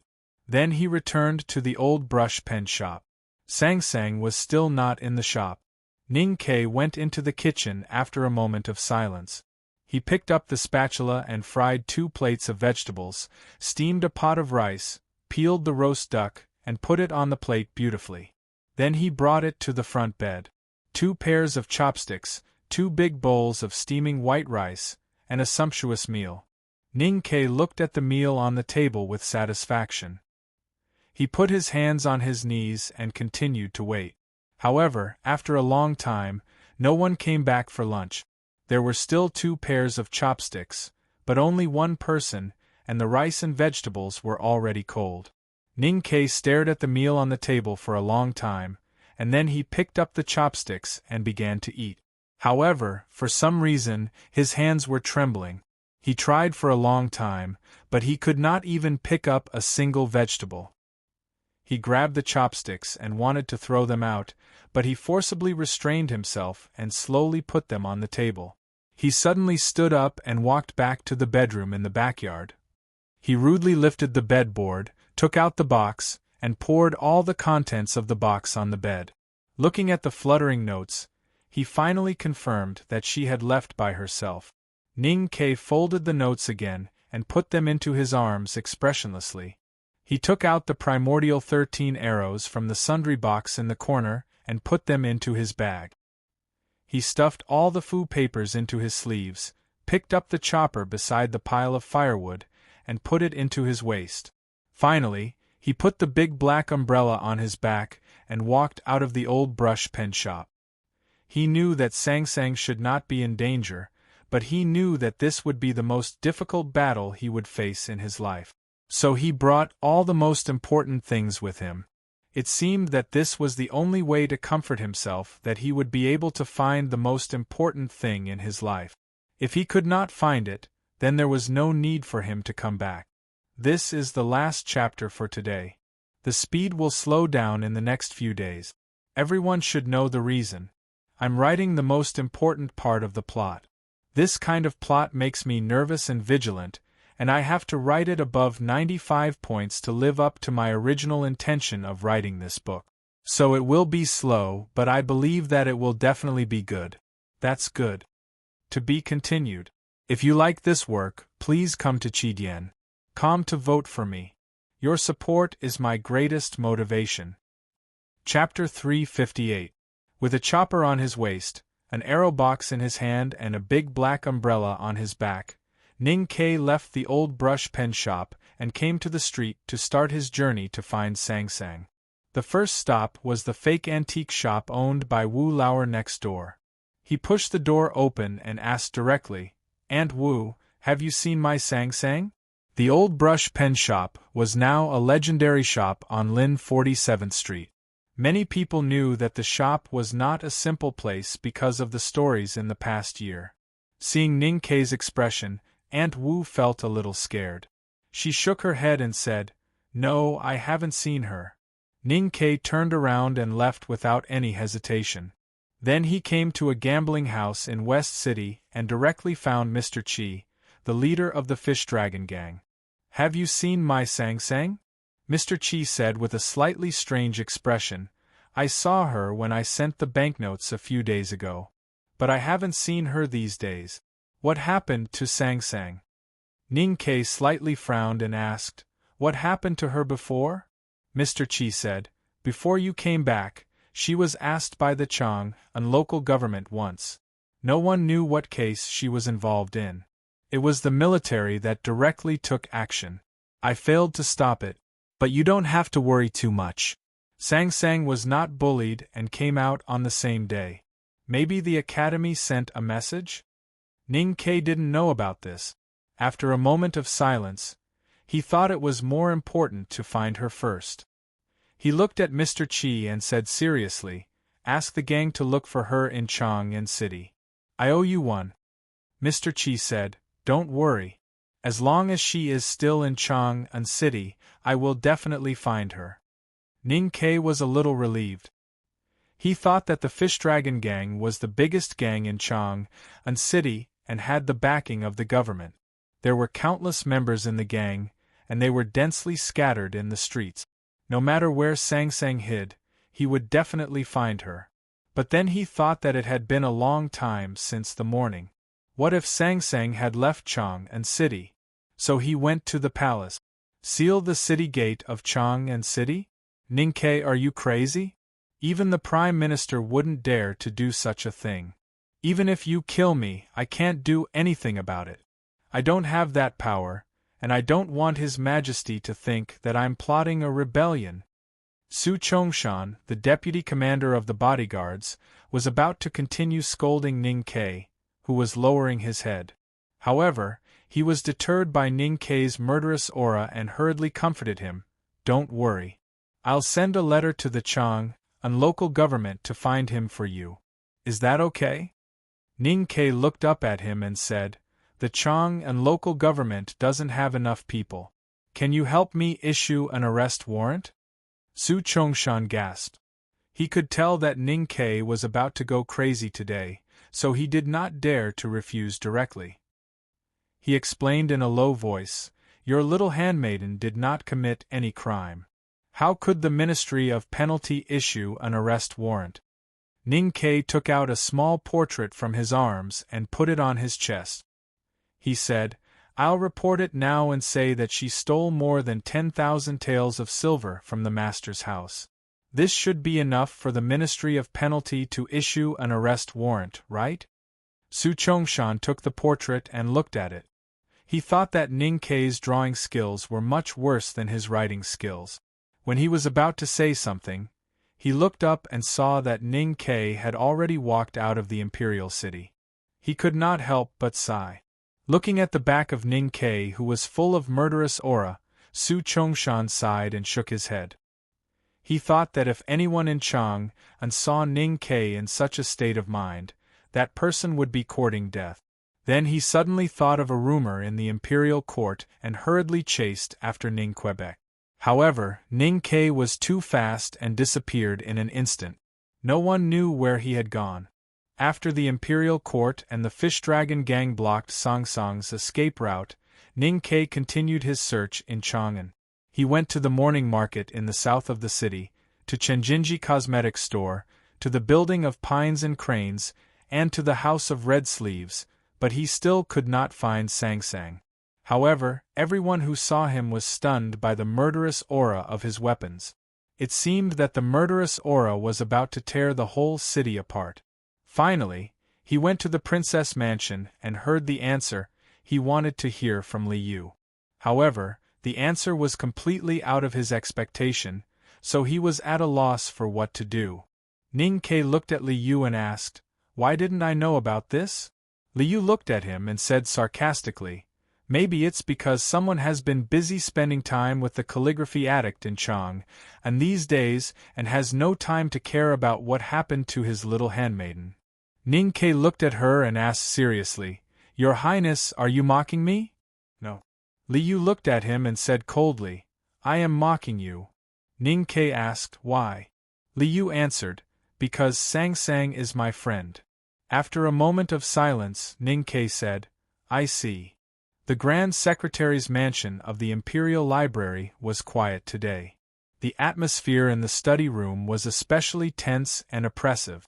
The source of all this tension was Ning Ke, who was standing in the study room. It came from his expressionless face and the dangerous aura he exuded. Xing Jing, the Grand Secretary, had already given up his seat and the housekeeper had already served tea. However, Ning Ke did not sit down because he had been sitting at the table of the old brush pen shop for a long time today. He did not drink any tea because his mouth was already very bitter, and he was not in the mood to chat at all. Ning Ke looked at the sleeping gear in the corner of the study and frowned slightly. He thought that the Grand Secretary slept in the study all year round? Didn't that mean that the relationship between the couple was not harmonious?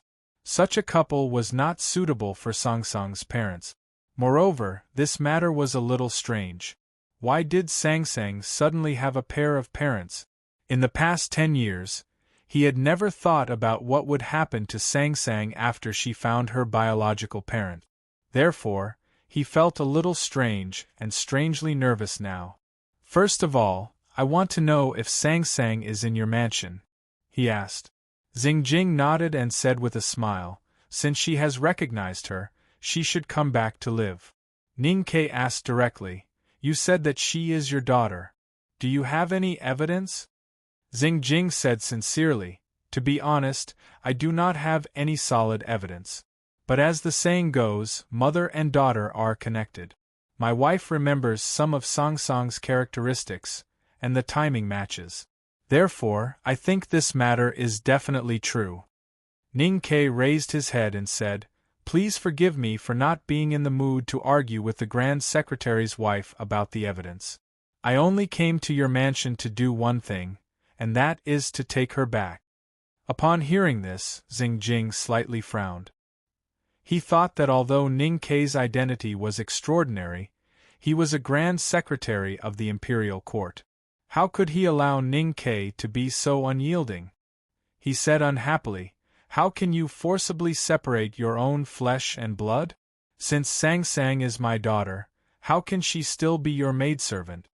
After a moment of silence, Ning Ke said, we can discuss this matter later. But first, shouldn't you let me see her? After all, she is still my maidservant. Xing Jing frowned and said, according to the law of the Tang Empire, it is up to the Chang, and local government to decide whether she is your maidservant or not. Ning Ke looked at him and said, Your Excellency, you'd better not forget that I am the head of the household. As long as I don't agree, no one can move her out. And if you have no evidence, I will still win the lawsuit in the Chang and local government. Xing Jing frowned even more.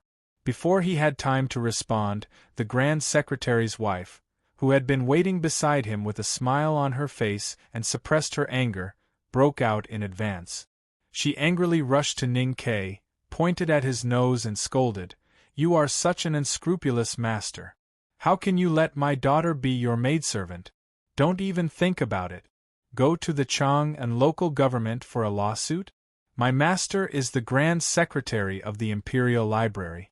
He can just write a letter to the Imperial Library. Do you think that ugly Shangguan would dare to give my daughter back to you? Ning Ke was already at a loss when he heard that Sang Sang suddenly had another biological parent. He had some unspeakable fear in his heart. Now that he was scolded by the Grand Secretary's wife, his fear turned into anger. He looked at the woman in front of him and said in a low voice, Madam, you probably don't understand. I, Ning Ke, am the core disciple of the headmaster of the academy and a student of the second floor of the academy. I have sat in the imperial study and had tea in the princess's mansion. If you dare to write a letter to the Chang and local government, I can ask His Majesty to write a decree to investigate whether Your Excellency is corrupt or not. Hearing this naked threat, Grand Secretary Xing Jing suddenly changed his expression. He angrily slammed the table and stood up. He pointed at Ning Ke's nose and scolded, Young man, you are so unreasonable. Ning Ke was not moved at all. He looked at the couple and said calmly, "The Academy teaches us to use our fists. Grand Secretary, you should understand that if you push me too hard, I will directly burn down your mansion and hide in the back of the mountain of the Academy. Where can you go to judge me then?" At this moment, the bamboo curtain of the study moved and a thin figure walked out. "You don't have to be afraid of him. The princess will definitely side with me, and he can't do anything if I want to come back to live. As for the Academy, Mr. Second has promised me that he won't let him bully me. If he dares to burn down this mansion, I will complain to Mr. Second and Mr. Second will definitely burn him down." Sang Sang walked to Mrs. Zing and said to Ning Ke expressionlessly. Ning Ke looked at her dark little face and was startled. Then he smiled with mixed emotions. He felt like he had flown out of the cliff and finally caught the pine tree. His legs suddenly became weak and he almost sat on the ground. From early morning to now, from the old brush pen shop to the Grand Secretary's mansion, he had gone to many places today. He was extremely nervous and exhausted, both mentally and physically. Now that he finally saw her, the nervousness and exhaustion relaxed into a feeling of collapse. It was good to see her, because once he saw her, he would not be able to run away. At this time, Ning Ke finally relaxed and recalled the fear in his heart for the whole day. Thinking of that terrible feeling, he could not help but give birth to a flame-like anger, mixed with a completely inexplicable jealousy, and finally turned into countless words that gushed out. "Not bad. You have found your biological parents and can fly now, Mr. Second? You even have a backer in the Academy. I was scolded by Li Yu in the Princess Mansion. Do you want me to go back to the back of the mountain and be beaten by second brother before you can vent your anger? TSK, you are indeed the miss of the Grand Secretary's mansion. You actually dare to play the trick of moving the curtain and sending the beauty. It's a pity that you are not fair enough. You are not a beauty, you are just a little person." His words could be said to be extremely sarcastic. Anyone who heard it would probably be angry and start a fight with him. Mrs. Zeng was so angry that she covered her chest. However, Song Song's little face was still expressionless. She only looked at Ning Ke's eyes and said very calmly, "What does it have to do with you? Today's chapter can only be said to have barely passed. There is something wrong with my brain. However, I have thought it through. Tomorrow's chapter will definitely be very exciting. Let me add that the night of the exam is a comedy. Everyone, don't be too serious. Boo-hoo. I heard that some students who are taking the college entrance exam tomorrow are actually waiting for the update? Damn, I am so angry. Be careful that I don't wake you up like how Ning Ke beat up Sang Sang. Go to sleep. I have not updated much these few days, so you don't need to read it. I wish everyone a smooth exam. Yitianxing, Fan Xian, Su Lu possess me. It's best to transform into Ning Ke. Damn, I found out that all I wrote are exam-oriented education geniuses. Come on everyone. To be continued. If you like this work, please come to Chidian.com to vote for me. Your support is my greatest motivation. You're tuning in to the Phoenix Knights YouTube channel. Don't forget to subscribe and join us on this journey to catch the most captivating stories.